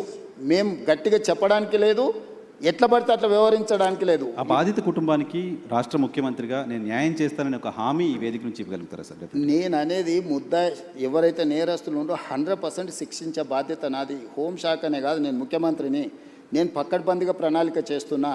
నేను ఒకవేళ సహాయం చేయాలంటే ఫోక్సో కేసే పెట్టాను కదా నర్సింగ్. ఫోక్సో కేసు పెట్టి నాకు కంప్లైంట్ వచ్చిన గంటలో ఫోక్సో కేసు పెట్టిన అంటే what is my commitment? POCSO case ఎందుకు పెడతాం? ఏదో అమ్మాయి వచ్చిందిగా, మదర్ వచ్చింది, మదర్ కంప్లైంట్తోని ఫోక్సో కేసులు పెట్టడం సీరియస్ సెక్షన్స్ పెట్టలేము. బాధితురాలి యొక్క స్టేట్మెంట్ తీసుకున్న తర్వాతనే మనం చేయాలి. ఈ చట్టంలో ఉన్న నిబంధన. సో ఇప్పుడు కొన్నిసార్లు మైనర్ పిల్లలు ప్రేమించుకుంటారు. వాళ్ళ ప్రేమ విషయం తల్లిదండ్రులకు నచ్చకపోతే తల్లిదండ్రులు కొన్నిసార్లు కోపానికి వస్తారు, కొన్నిసార్లు డిఫరెంట్గా వాటి మీద ఒత్తిడి తీసుకొస్తుంటారు. ప్రభుత్వం అనేది అసర్టైన్ చేసుకోవాలి కదా. దట్టు ఒక ప్రధానమంత్రి వచ్చే ముందల వచ్చిన 2 ఫిర్యాదులు, అక్కడనేమో హానీ ట్రాప్ అని బండి సంజయ్ కుటుంబం కేసు పెట్టింది, ఇక్కడేమో మైనర్ అమ్మాయి మీద లైంగిక దాడి జరిగిందని వీళ్ళు కేసు పెట్టారు. రెండింటిని పరిశీలించడానికి పోలీసులకు కనీసం 24 గంటలని పడితే వాళ్ళు ఇచ్చింది రాత్రిపూట. ఒక ఆయన 8 తారీఖు 5 గంటలకు ఇస్తే ఇంకొకరు 8 తారీఖు 9 గంటలకు ఇచ్చారు. 9 తారీఖు నాడు ఎంబడే మేము రంగంలో దిగి పోలీసులు మొత్తం తీసుకొని మొత్తం స్టేట్మెంట్స్ రికార్డ్ చేసి సెక్షన్స్ ఆల్టర్ చేసిన 9 తారీఖు. 10 తారీఖు నాడు ప్రధానమంత్రి మొత్తం నేను పర్యటనలో ఉన్న మొత్తం వ్యవస్థ ఉంది. 11 పొద్దున్నే నేను సమీక్ష చేసి ఒక ఉమెన్ ఐపీఎస్ ఆఫీసర్ని అపాయింట్ చేసి కంప్లీట్గా డీటెయిల్ చేసి సెక్షన్స్ ఆల్టర్ చేసి బండి సంజయ్ ఇంటికే కాదు, బండి సంజయ్ బావమరిది ఇంటికి ఢిల్లీలో కూడా అందరినీ 5 పోలీస్ టీంలను ఈరోజు పంపించినాం. ఎక్కడన్నా ప్రభుత్వం కేసుని ఏమైనా డైల్యూట్ చేసిందా? ఇప్పుడు కొడుకు నేరం చేస్తే తండ్రిని అరెస్ట్ చేస్తారా? నువ్వు చెప్పు. ఇట్లాంటి కేసులలో ఇప్పుడు కొడుకు ఏదైనా తప్పు చేసిండు అంటే బండి సంజయ్ని అరెస్ట్ చేయాలా? ఏం కోరుకుంటుండ్రు? ఇప్పుడు బండి సంజయ్కి బీఆర్ఎస్ వాళ్ళకు పొసగలేదా, పొసిగిందా, ఎక్కడైనా తేడా వచ్చిందా, ఇవన్నీ నేను చెప్పలేను. కానీ RS Praveen Kumar garu volunteer retirement తీసుకున్న ఆఫీసర్, ఆయనే ఇన్వెస్టిగేటింగ్ ఆఫీసర్ అనుకుంటా. ఆయన ఐపీఎస్ కాదు, ఇప్పుడు is no more IPS officer. ఆయన రిటైర్ అయిపోయింది. ఓ గడీలకు వ్యతిరేకంగా కొట్లాడుతున్నాడు, ఇప్పుడు ఆ గడీల దగ్గరనే గులాంగిరి చేస్తున్నాడు. పోలీసులు బెదిరిస్తున్నారు బాధిత కుటుంబాన్ని. ఎవరికి అవసరం ఉందా? పోలీసు బెదిరిస్తే కేసు ఎందుకు కడతాము? ఇప్పుడు ఇది మినిమం లాజిక్. కంప్లైంట్ వచ్చినప్పుడే పోక్సో కేసు కట్టిన ప్రభుత్వం బెదిరించినట్ట, లేకపోతే బాధితురాలు పక్షాన నిలబడ్డట? ఇమ్మీడియట్గా అమ్మాయి స్టేట్మెంట్ను తీసుకొని ఆ స్టేట్మెంట్ ప్రకారం సెక్షన్స్ ఆల్టర్ చేస్తే మేము బాధితురాలి పక్షాన్ని ఉన్నట్ట, లేకపోతే అవతల పక్షాన్ని ఉన్నట్ట? ఇప్పుడు వీళ్ళ ప్రాబ్లము కేటీఆర్ గారికి, ప్రవీణ్ కుమార్ గారికి, బండి సంజయ్కి పంచాయతీ ఉండొచ్చు. ఆ పంచాయతీ రాజకీయాలలో వాళ్ళు ఏమన్నా తెలుసుకొని ఎవరినెవరైనా తిట్టుకొని ఎవరినెవరైనా కొట్టుకొని ఇప్పుడు ఆయన ఎవరో వాళ్ళ ఎమ్మెల్యే తిట్టిండు, వాళ్ళు వచ్చి వీళ్ళని తన్నిండ్రు. ఆయన ఏమంటుండు, వాడు తిడితే నేను దాంతో నాకు తెలిసిన చదువు ఇదే అని ఆయన అంటుండు. నేనేమంటున్నా, ఎవరు ఫిర్యాదు చేసినా కూడా దానికి క్షుణ్ణంగా పరిశీలించి కేసులు కచ్చి చట్ట ప్రకారం శిక్షిస్తా అంటున్నా. ఇన్ని రోజులు బీఆర్ఎస్ వాళ్ళు ఏమన్నారు, మన బీజేపీ వాళ్ళు ఏమన్నారు, రేవంత్ రెడ్డి కేటీఆర్ను కేసీఆర్ను జైల్లో పెడతలేడు, వీళ్ళిద్దరు కుమ్ముక్కైనరు అన్నారు. ఇప్పుడు బీఆర్ఎస్ వాళ్ళు ఏమంటున్నారు, రేవంత్ రెడ్డి బీజేపీ వాళ్ళు కుమ్ముక్కైనరు, బండి సంజయ్ని జైల్లో పెడతలేడు. ఇప్పుడు కేటీఆర్కి సంబంధించిన కేసులు ఉంటే పద్ధతి ప్రకారం విచారణ ఛార్జ్షీట్లు ఫ్లైన్ చేసినాం, ఏసీబీ ఇప్పుడు నోటీస్ ఇచ్చింది కదా. నేను ఎవరి పట్ల బీఆర్ఎస్ అయినా బీజేపీ అయినా ఎంఐఎం అయినా ఇంకో రాజకీయ పార్టీ ఏదైనా నా పార్టీలో ఉన్న వాళ్ళనైనా చట్ట ప్రకారం విచారణ చేసి ఇది పిల్లల భవిష్యత్తుకు సంబంధించింది. వైఎన్ఆర్ నేను క్లియర్గా చెప్తాను, ఇది పిల్లలకు భవిష్యత్తుకు సంబంధించింది. ఏ చిన్న మిస్టేక్ విచారణలో ప్రభుత్వం చేసినా ఆ పిల్లల జీవితాలు పూర్తిగా దెబ్బతింటాయి. అది అమ్మాయి కావచ్చు అబ్బాయి కావచ్చు. ఇప్పుడు ఆ అమ్మాయికి సంబంధించి 2 డేట్ ఆఫ్ బర్త్లు 2 సర్టిఫికెట్లు ఉన్నాయని వాళ్ళకు ఫిర్యాదు చేసిరు. నేను అసర్టైన్ చేసుకోవాలి కదా, ఇప్పుడు ఆ స్కూల్కి వెళ్ళాలన్నా 10th క్లాస్ సర్టిఫికేట్ తీసుకోవాలన్నా, ఆ అమ్మాయి ఏ హాస్పిటల్లో జన్మించిందో హాస్పిటల్ నుంచి బర్త్ సర్టిఫికేట్ తీసుకోవాలన్నా, ఆ అమ్మాయికి సంబంధించిన ఆధార్ కార్డు తీసుకోవాలన్నా, ఈ 3 రకాల సర్టిఫికెట్లు సేకరించాలంటే పోలీసుల కనీసం 24 గంటలు పట్టదా? ఆ అమ్మాయి చదువుకున్న స్కూల్ ఎక్కడుందో ఫస్ట్ మేము కనుక్కోవాలన్నా, ఆ అమ్మాయి ఆధార్ కార్డు ఎక్కడుందో తీసుకోవాలన్నా, ఆ అమ్మాయి ఏ హాస్పిటల్లో జన్మించిందో వివరాలు సేకరించాలన్నా, ఇవన్నీ తీసుకోకుండా నేను ఎట్లా ఒకవేళ కేసు కట్టింది అనుకో, రేపు ఒకవేళ ఇప్పుడు వాళ్ళు చెప్తున్నాడు వాళ్ళ దగ్గర ఏదైనా ఆధారం ఉందనుకో, అమ్మాయి మేజర్ అని, నువ్వేమంటావు? బండి సంజయ్ మీద పడక వాళ్ళ పిల్లగాని మీద రేవంత్ రెడ్డి రాజకీయంగా ఎదుర్కోలేక పిల్లగాన్ని అడ్డం పెట్టుకొని రాజకీయాలు చేస్తుండు. ఇప్పుడు ఒక రోజు లేట్ కావచ్చు ఆధారాలు సేకరించడం, శిక్ష నుంచి ఎవరు తప్పించుకోలేరు. ఆలస్యం కూడా వివరాలు సేకరించడానికి ఇది ఆలస్యం అని కూడా నేను అనట్లేదు. మేము ఇమ్మీడియట్గా నోటీస్ ఇచ్చినాం, ఇంటికి గోడ కతికిచ్చినాం, పోలీస్ టీంలను పంపించినాం, ఢిల్లీకి పంపించినాం. మేము అన్ని రకాల ప్రయత్నాలు చేస్తాం. మేము హార్ష్గా బిహేవ్ చేయలేము. నేను హార్ష్గా నన్ను జైల్లో పెట్టిన కేసీఆర్ కుటుంబం పట్ల ఎప్పుడైనా హార్ష్గా వ్యవహరించిన 28 నెలలు అయింది. నువ్వు ఎట్లా ఎక్స్పెక్ట్ చేస్తున్నావు? కేటీఆర్కు బండి సంజయ్ మీద కోపం ఉండొచ్చు, అదే పార్టీలో వాళ్ళకి ఎవరైనా మిత్రులు ఉండొచ్చు, బీజేపీలో. కవిత గారే ఏం చెప్పిండ్రు, బీజేపీలో విలీనం చేయడానికి హరీష్ కేటీఆర్ నా దగ్గర జైలు ప్రతిపాదన తెస్తే నేను తిట్టేలగొట్టి నేను చెప్పిందా? అట్లా కాదు. అంటే విలీనం చేయాలన్నప్పుడు మరి బండి సంజయ్ ఏమైనా వ్యతిరేకించిండా వీళ్ళను? మీ పగ ఏంది బండి సంజయ్ మీద? మీరు ఏమన్నా కొట్లాడుకోండా? నేను ప్రభుత్వాన్ని నడుపుతున్నా, నేను సత్రం నడుపుతలేను. నేను ప్రభుత్వం నడిపేటప్పుడు బాధ్యతాయుతంగా వ్యవహరిస్తాను. నేను బండి సంజయ్కు మినహాయింపు లేదు, ఎవ్వరికి మినహాయింపు లేదు. ఇది పిల్లలకు సంబంధించిన విషయము. దీన్ని జాగ్రత్తగా వ్యవహరిస్తున్నాం, మేము ఆచితూచి వ్యవహరిస్తున్నాము. ఏ ముద్దాయి కూడా తప్పించుకోడు. నేను బాధిత కుటుంబానికి అష్యూర్ చేస్తున్నా, 100% ఈ ప్రభుత్వం బాధితులకు అండగా నిలబడుతుంది. తప్పు చేసిన వాళ్ళను తప్పకుండా శిక్షిస్తుంది. ఇందులో మీకు ఒక విషయము, డిసెంబర్ 31, 2025 కంటే ముందు జరిగిన సంఘటనలే ఫిర్యాదులు ఉన్నాయి. జనవరి 1, 2026 నుంచి ఇక్కడి వరకు ఫిర్యాదుల సంఘటనలు లేవు. 4-5 నెలల క్రితం జరిగిన సంఘటనల మీద ఫిర్యాదు వచ్చినప్పుడు 4-5 నెలల కింద ఎక్కడెక్కడ సంఘటనలు జరిగిన వివరాలు సేకరించడం కొంత సమయం పట్టదా? ఇప్పుడు నిన్న జరిగిందో మొన్న జరిగిందో, నిన్న మేము ఎక్కడో వెళ్తే మా మీద ఇట్లా దాడి జరిగిందంటే ఆ విచారణ వేరు. డిసెంబర్ 31 నైట్ ఇక్కడ సంఘటన జరిగింది, October so and so date నాడు ఇక్కడ సంఘటన జరిగింది, ఆగస్టులో సో అండ్ సో డేట్ నాడు ఈ సంఘటన ఇట్లా కొన్ని వాళ్ళు కోట్ చేస్తున్నారు. 4 నెలల వెనక్కి వెళ్ళి జరిగిన సంఘటనలని సేకరించాలంటే మేము టెక్నాలజీని వాడాలి. టెలిఫోన్ టవర్స్, అమ్మాయి అబ్బాయి టవర్స్ ఒక దగ్గర ఉన్నాయా లేవా సిగ్నల్స్, లేకపోతే ఎక్కడైతే వెళ్ళిందో అక్కడ ఏమైనా సీసీ కెమెరాలు ఉన్నాయా, అక్కడ ఏమైనా ఫుటేజ్ ఉందా?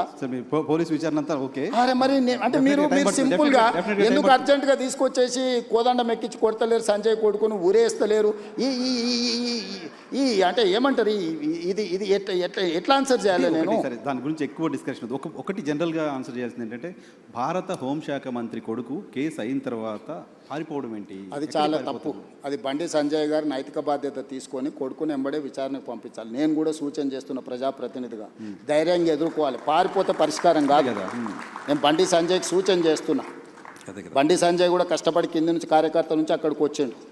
కొడుకు తప్పిదం వల్ల ఆయనకు తలవంపులు వచ్చినాయి. కానీ బాధ్యత నిలబడి, తప్పైనా ఒప్పైనా నిలబడి జవాబు చెప్పాల్సిన బాధ్యత ప్రజాప్రతినిధిగా బండి సంజయ్ మీద ఉంది. దాని నుంచి ఆ బాధ్యత నుంచి బండి సంజయ్ తప్పించుకోలేడు. నేను ఈ వేదిక మీద నుంచి బండి సంజయ్ గారికి సూచన చేస్తున్నా, తక్షణమే నీ కొడుకుని తీసుకొచ్చి పోలీస్ స్టేషన్లో నువ్వే అప్పచెప్పు. Correct. దానివల్ల నీ గౌరవం పెరుగుతుంది సమాజంలో. కరెక్ట్. విచారణను ఎదుర్కోమనుండ్రి. తప్పో ఒప్పో విచారణ అధికారులు తెలుసా, నిజాయితీ కలిగిన అధికారులను వేసిన విచారణ ఎదుర్కొని నిలబడు. అంతే తప్ప పారిపోతే ఆదర్శంగా ఉండాలిగా. ఇప్పుడు మేము ఇవన్నీ ఏజ్ ఇవన్నీ అసర్టైన్ చేసుకున్న తర్వాత కంప్లీట్గా అగ్రెసివ్గా పోలీస్ బిహేవ్ చేస్తారు. ఓకే. ఇప్పుడు ఇవన్నీ అసర్టైన్ చేసుకొని నోటీసులు ఇచ్చినాం, వాళ్ళకి సమయం ఇచ్చినాం. ఆ నోటీస్ సమయం లోపల వాళ్ళు స్పందిస్తారని ఆశయం. స్పందించకపోతే పోలీస్ రకంగా వ్యవహరిస్తుంది. Okay. దీంట్లో 2 రోజులు వాయిదా వేసుకోవడం వల్ల వాళ్ళకు వచ్చే లాభం ఏం లేదు. ఓకే. నిలబడి విచారణను ఎదుర్కొంటే వాళ్ళ గౌరవమైన పెరుగుతుంది రాజకీయంగా. Right sir. మీ టైం కూడా అయిపోయింది. జస్ట్ క్విక్గా 2 క్వశ్చన్స్ తీసుకొని క్లోజ్ చేస్తా. క్వశ్చన్ ఏంటంటే, మోదీ గారు మొన్న హైదరాబాద్కి వచ్చినప్పుడు హంసే జుడ్జావ్ అన్నారు మిమ్మల్ని. దానికి మీరు డైరెక్ట్గా ఆన్సర్ చెప్పకుండా చిట్ చాట్లో ఏదో చెప్పి వదిలేశారు. ఇక్కడ ఆన్ రికార్డ్ కెమెరాలు ఏం చెప్పారు ఆయన? కలిసి నడవమంటే దాని అర్థం ఏంటి? మేము మాట్లాడుకున్నది మీరు పొలిటీషియన్ మాత్రమే కదా, పొలిటికల్ అనలిస్ట్ కూడా కదా. మీకు ఎలా అనిపించింది? అధికారిక కార్యక్రమంలో ఒక రాష్ట్ర ప్రభుత్వం, కేంద్ర ప్రభుత్వం అధికారిక కార్యక్రమంలో ప్రధానమంత్రిగా వారు, ముఖ్యమంత్రిగా నేను అందులో పాల్గొన్నాను. మొదట నేను మాట్లాడినప్పుడు నేను వారికి రాష్ట్రంలో ఉన్న పరిస్థితులు, ప్రధానమంత్రి మన్మోహన్ సింగ్ గారు ఉన్నప్పుడు ఆయన గుజరాత్ ముఖ్యమంత్రి, వారి సహకారం వల్ల 10 సంవత్సరాలలో గుజరాత్ మోడల్ అని తయారు చేసి దేశానికి ఒక గొప్ప విధానాన్ని అందించినామని వాళ్ళు చెప్పుకుంటున్నారు. మరి మన్మోహన్ సింగ్ గారు అంత మెగ్నానిమిటీ చూపిస్తే నువ్వు గుజరాత్ మోడల్ తయారు చేయగలిగినావు కదా ముఖ్యమంత్రిగా. ఈరోజు మీరు మోడీ గారు ప్రధానమంత్రిగా ఉన్నారు. మా తెలంగాణ ప్రజలు నా నుంచి కూడా తెలంగాణ మోడల్ ఎక్స్పెక్ట్ చేస్తున్నారు. ఆనాడు మోడీ గారు మీకు అందించిన సహకారం ఈనాడు మోడీ గారు రేవంత్ రెడ్డికి అందించాలి. దాంతో ఈ దేశ ఆర్థిక వ్యవస్థలో 10% మేము కాంట్రిబ్యూట్ చేస్తాం, నీ సహకారం మాకు కావాలి స్పష్టంగా నేను చెప్పిన. అప్పుడు ఆయన వికసిత్ భారత్ గురించి చెప్పి ముజే జోడ్జా నువ్వు ఏదైతే అంటే ఆ రోజుల్లో ఇచ్చినట్టు ఇస్తే నీకు సగమే వస్తాయన్నాడు. ఆ రోజున్న రూపాయి మారకం విలువ ఈ రోజు ఇప్పుడే టీవీలో చూసిన 97 రూపాయలు అయినట్టుంది డాలర్. ఆ రోజు ఎంత ఉంది? 45 రూపాయలు 50 రూపాయలు ఉంది. సో ఈ కంపారిజన్ ఆర్థిక వ్యవస్థ బడ్జెట్ విన్నాం సార్ మేము. కానీ ఆయన రేవంతాజీ అని పాజిచ్చి పర్టికులర్గా మాట్లాడాడు. అది అంటే రాష్ట్ర ప్రభుత్వం గత 10 సంవత్సరాలు కేసీఆర్ గారు ఏ రోజు కూడా సహకరించలేదు, సహకారం తీసుకోలేదు, కేంద్ర ప్రభుత్వంతో కలిసి రాలేదు, మాకు అనుమతులు అడగలేదు, మమ్మల్ని నిధులు అడగలేదు. జస్ట్ అప్కే ప్యార్ రహేతో బస్ హై ప్యార్ మే మై మర్ జాऊंगा అని చెప్పి మెదక్లో ఒకసారి అన్నాడు. ఆయన ప్రేమ అడిగిండు, నువ్వు మాత్రం నిధులు అడుగుతున్నావు, నిధులు అడగాలంటే మాతో కలిసి ఉండాలన్నాడు. నేను కూడా కలిసి ఉంటా, కలిసి పనిచేద్దాం. వికసిత్ భారత్ నీకుంది, తెలంగాణ రైజింగ్ నాకుంది. ఈ రెండు కలిస్తేనే ఈ దేశం, రాష్ట్రాల అభివృద్ధి జరగకుండా దేశం అభివృద్ధి జరగదని నేను చెప్పిన, ఆయన కూడా అదే ఆమోదించను.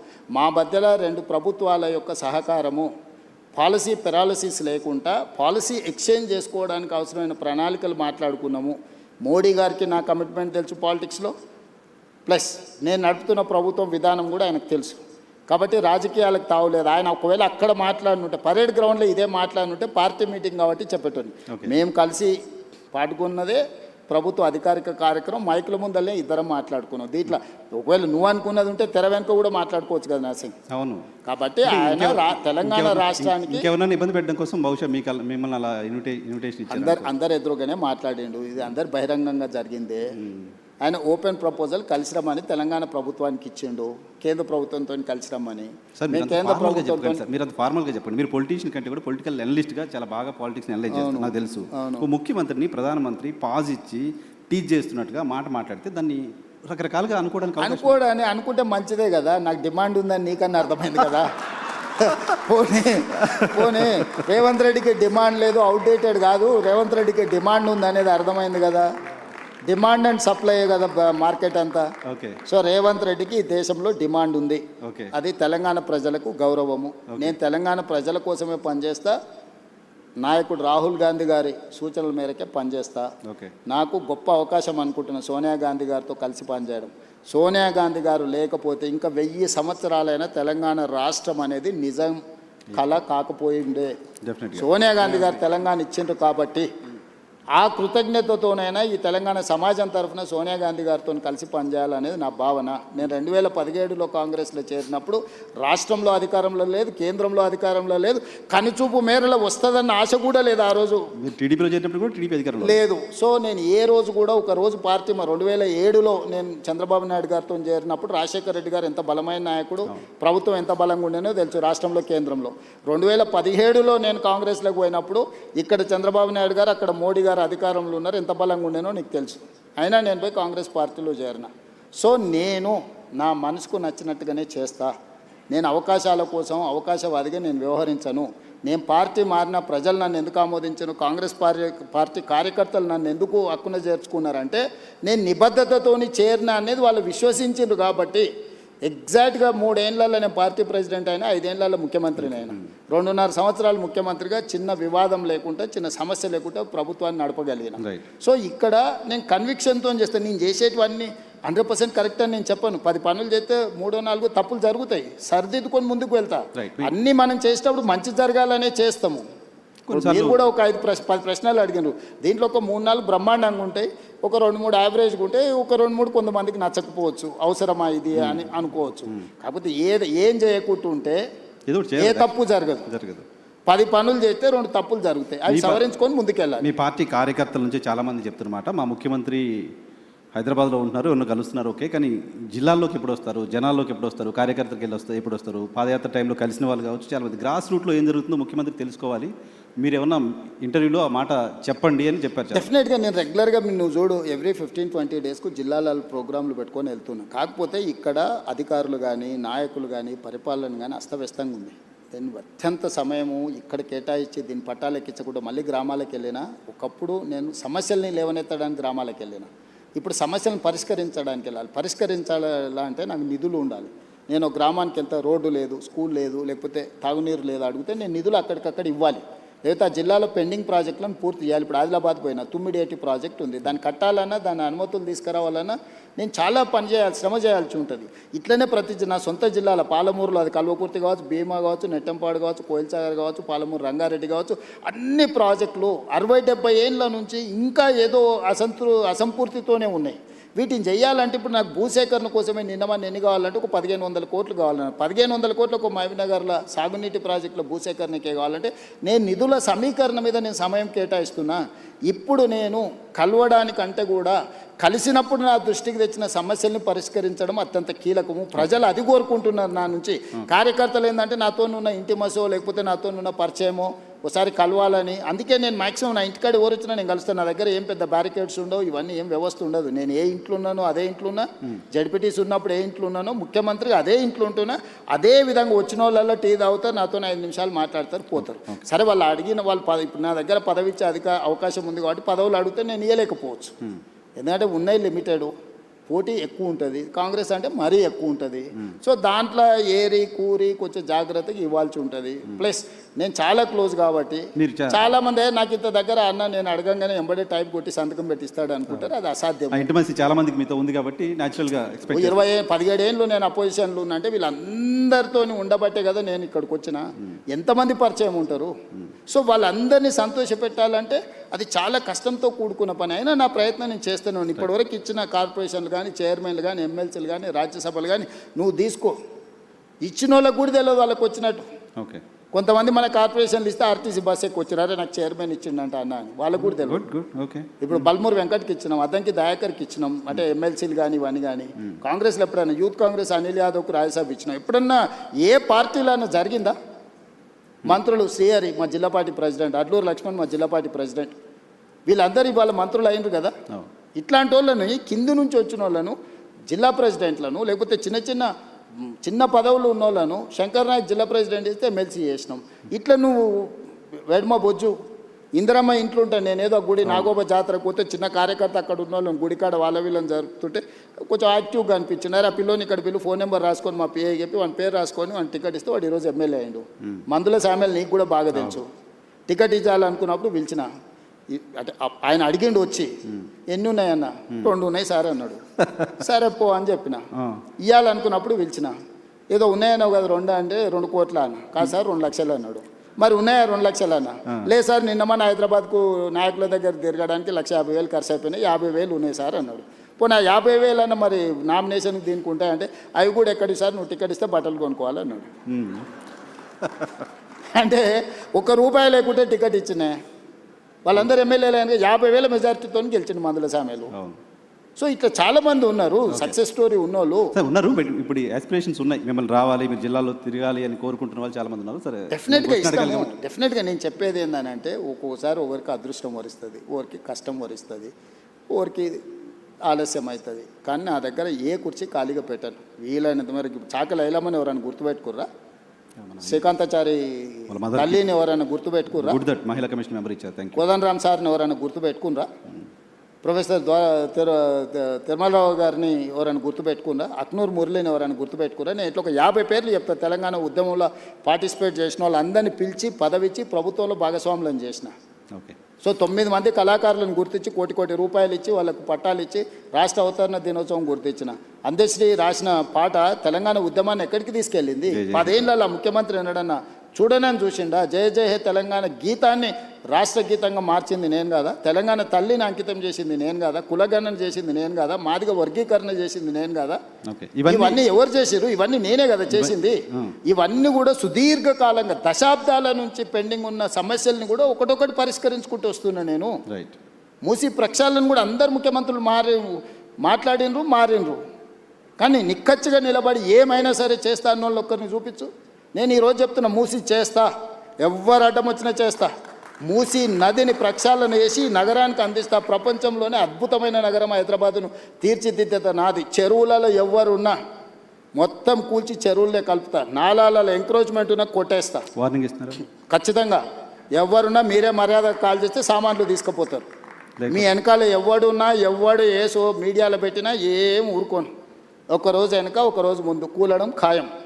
కాబట్టి నీళ్ళ దగ్గరికి పోకండి. నీళ్ళ దగ్గరికి పోయినానంటే కూలడం ఖాయం. నేను ఇంకా స్పష్టంగా నీ ముందర చెప్పెళ్తున్నాను. రూత్లెస్గా వ్యవహరిస్తా. డ్రగ్స్ ఎవడైనా డ్రగ్స్ రిలేటెడ్ ఎవడన్నా ఉన్నాడంటే కీలు ఏలు ఇరిసి కూసబెడతా. రైట్ సార్, మీ టీం నాకు చాలా కోపంగా చూస్తున్నారు. మీ టైం ఎక్కువ తీసుకున్నాను, క్లోజ్ చేస్తా. చివరిగా మీ నెక్స్ట్ గోల్కి వెళ్ళే లోపు రేవంత్ రెడ్డి ఆయన మార్చుకోవాలంటే రేవంత్ రెడ్డికి నచ్చంది ఏంటి? ఇది మార్చుకుంటే ఇంకా నేను అంటే అవసరానికి మించిన సమయం ఇస్తుంటా. నేను 2 నిమిషాలు మాట్లాడాల్సిన వాళ్ళతోనే 2 నిమిషాలు మాట్లాడాల్సిన 20 నిమిషాలు ఇస్తుంటా. క్వాలిటీ టైం స్పెండ్ చేయాలని ఈ మధ్యలోనే పెట్టుకున్నా. నేను అవసరానికి మించిన టైం నాకు ఇచ్చారని చెప్తున్నారు. ఓవరాల్గా నాకున్న లక్షణంలో నేను మార్చుకోవాలనుకుంటున్నది అవసరానికి మించిన సమయం ఇస్తున్నా. దాన్ని తగ్గించుకుంటే ఇంకెక్కువ మందికి ఇవ్వచ్చని నేను అనుకున్నా. రేపటి నుంచి కొంచెం ఆ ప్రాక్టీస్ మొదలు పెడతాను. మేము చాలా కాలం జర్నలిస్ట్గా ఉన్నప్పుడు మేమందరం ఫేస్ చేసిన సమస్య, మీతో ఫోన్లు ఎత్తారు. నాకున్న బిగ్గెస్ట్ వీక్నెస్ ఫోన్లు ఎత్తకపోవడం. నేను అఫీషియల్గా అసెంబ్లీలో చెప్పాను, నేను ఫోన్లు ఎత్తాను. ఫోన్లు ఎత్తితే ఇప్పుడు ఇంకా అసలు నేను జడ్పీటీసీ రాహుల్ గాంధీ మెసేజ్ పెడుతున్నారు అన్నారు. టెక్స్ట్ పెడతాడు. అందుకే టెక్స్ట్ పెడితే నేను ఫ్రీగా ఉన్నప్పుడు ఫోన్ చేస్తాను. నేను ఫోన్ ఎత్తడం మొదలు పెడితే నా దగ్గర ఉన్న మనిషితో నేను మాట్లాడలేను. నువ్వు 10 నిమిషాలు టైం తీసుకొని వస్తే 10 నిమిషాలు పక్క రూమ్లో పోయి ఫోన్ మాట్లాడిన అనుకో, నువ్వేమనుకుంటావు? రెండోది, నీ పక్కలో ఎవడుండో ఇవాళ రేపు ప్రతిదీ ఫోన్లలో రికార్డ్ చేస్తారు. నీకు అనుభవం అయిందా? అవును, చాలా.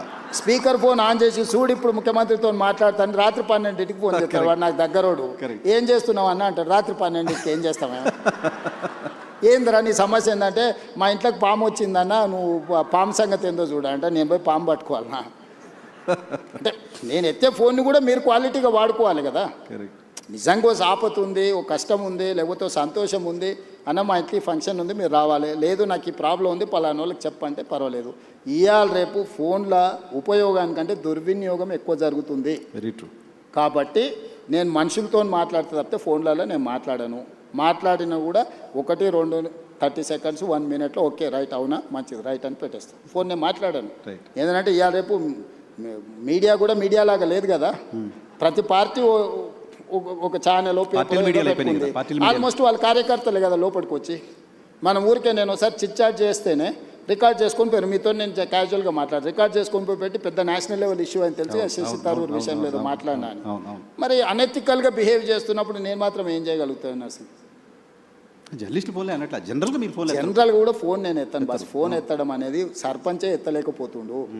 నేను రాష్ట్ర ముఖ్యమంత్రిని ఫోన్ ఎట్లా ఎత్తుతాను నువ్వే చెప్పు. సరే మేము ముఖ్యమంత్రిగా ఉన్నప్పుడు అన్నట్లా మీరు ఫస్ట్ నుంచి మీరు ముందు నుంచి కూడా నేను ఎత్తాను. ఫోన్లలో ఉన్న ప్రమాదం నేను ముందే పసిగట్టిన. 20 ఏళ్ళ నుంచి ఫోన్లు ఎత్తారు. అప్పటి నుంచి 20 ఏళ్ళ నుంచి కూడా నేను ఫోన్లు తక్కువ ఎత్తుతాను. ఉన్నడా లేదా కనుక్కోవడానికి ఫోన్ తప్ప ఫోన్లో నేను మాట్లాడాను, నేను ఎత్తానని క్లియర్గా చెప్పాను. నాకు టెక్స్ట్ పెట్టు, నేను బండి ఎక్కంగానే ఇప్పుడు నా ఫోన్ బండ్లు ఉంటుంది 2 hours నీ దగ్గర ఉన్నా ఎక్కంగానే చెక్ చేసుకుంటా. ఎవరైనా టెక్స్ట్ పెడితే వెనక్కి కొడతా, రైట్ లేకపోతే వదిలేస్తాను. నేను ఒక స్టైల్ పెట్టుకున్నా. ఫోన్లు ఎత్తకపోయినా నేను ముఖ్యమంత్రి అయిన, ఇది కూడా చూడు మరి. Right sir, thank you very much మాకు సమయం కేటాయించినందుకు.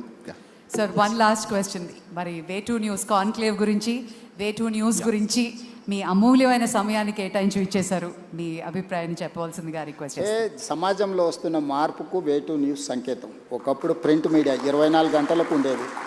ఒక వార్త అనేది సంఘటన జరిగితే 24 గంటల తర్వాతనే వార్త కింద మనకు ప్రచురణ జరిగేది ప్రింట్ మీడియా ఉన్నప్పుడు.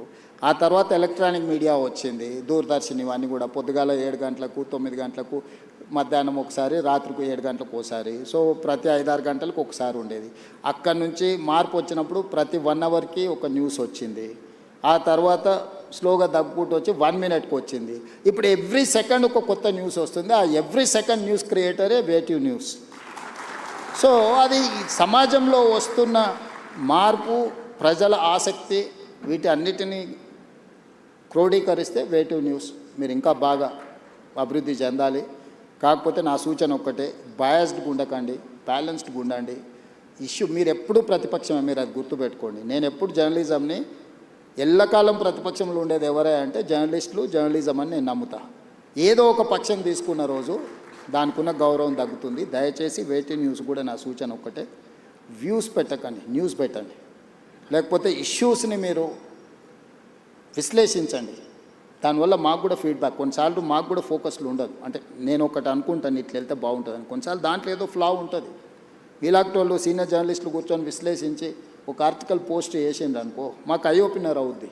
నేను అట్లాంటివి తీసుకోవడానికి నేను పర్సనల్గా ఎప్పుడు వెనక్కి నన్ను పొగడమని నేను ఇన్నేళ్ళలో ఎవరినన్నా, ఇంతమంది జర్నలిస్టులు ఎవరైనా నన్ను పొగిడితే ఏమని ఎప్పుడన్నా అడిగినా, నేను అడగను. నా నేచరే అది కాదు. మీరు పొగడడం వల్ల కూడా దానివల్ల ప్రమాదమే తప్ప ఈజీగా అర్థమైతే ఎదురుగుండోనికి ఇది పెట్టుబడిదా లేకపోతే పుట్టుబడిదా అని. సో పెట్టుబడితో వచ్చేటివి మనం పెట్టుకునే సోషల్ మీడియాలు మనల్ని, ఇప్పుడు మనం పెళ్ళికి బ్యాండ్ అదే ఇవాళ రేపు పాటలకు పిలుస్తారు కదా, వాడు మన అడిగిన పాటలే వాడతాడు, మన చెవులకు నచ్చినట్టువే వాడతాడు. సర్వేలు కూడా మన డబ్బులు ఇచ్చి మనకు కావాల్సినట్టు చేయించుకొని మనమే నమ్మి ఆ కాగితాలు పట్టుకొని తిరిగినోడు ఎవరు ఏం కారు. పబ్లిక్ నుంచి ఫీడ్బ్యాక్ తీసుకొని మీరు చెప్పదలుచుకున్నది చెప్పి, ప్రభుత్వానికి కూడా ఇందులో ఈ ప్రాబ్లం ఉంది, ఇక్కడ మీరు చేసిన నిర్ణయాలలో లోపం ఉంది, దీన్ని ఇట్లా సవరిస్తే బాగుంటుంది అనే లైన్ ఇచ్చింది అనుకోండి, అది లాంగ్ రన్లో మీరు కూడా సర్వైవ్ అవుతారు, సమాజానికి కూడా మేలు జరుగుద్ది. అప్పుడు ఎవరైనా అరే వే2 న్యూస్లో మా సమస్య ప్రస్తావిస్తే మాకు పరిష్కారం దొరుకుతుందని అనుకుంటారు. సో నా సూచన, యాజమాన్యం ఇక్కడి వరకు సక్సెస్ స్టోరీ ఉన్నది, దీన్ని ఇంకా బాగా రాణించాలి. మీరు జాతీయ స్థాయిలో ఇప్పుడే ఇంగ్లీష్ వెర్షన్ కూడా మీరు ఇచ్చేసిండ్రు. నేషనల్ పాలిటిక్స్లో కూడా మీ రోల్ ఉండాలి, మీ పాత్ర ఉండాలి. రాష్ట్రానికి, దేశానికి గౌరవం తెచ్చే విధంగా మీరు పనిచేయాల్సిందిగా కోరుకుంటూ యాజమాన్యానికి శుభాకాంక్షలు తెలియజేస్తూ సెలవు తీసుకుంటున్నాను. వాల్యుబుల్ సూచనలు వే2 న్యూస్ ఫాలో అవుతుంది సార్. Thank you.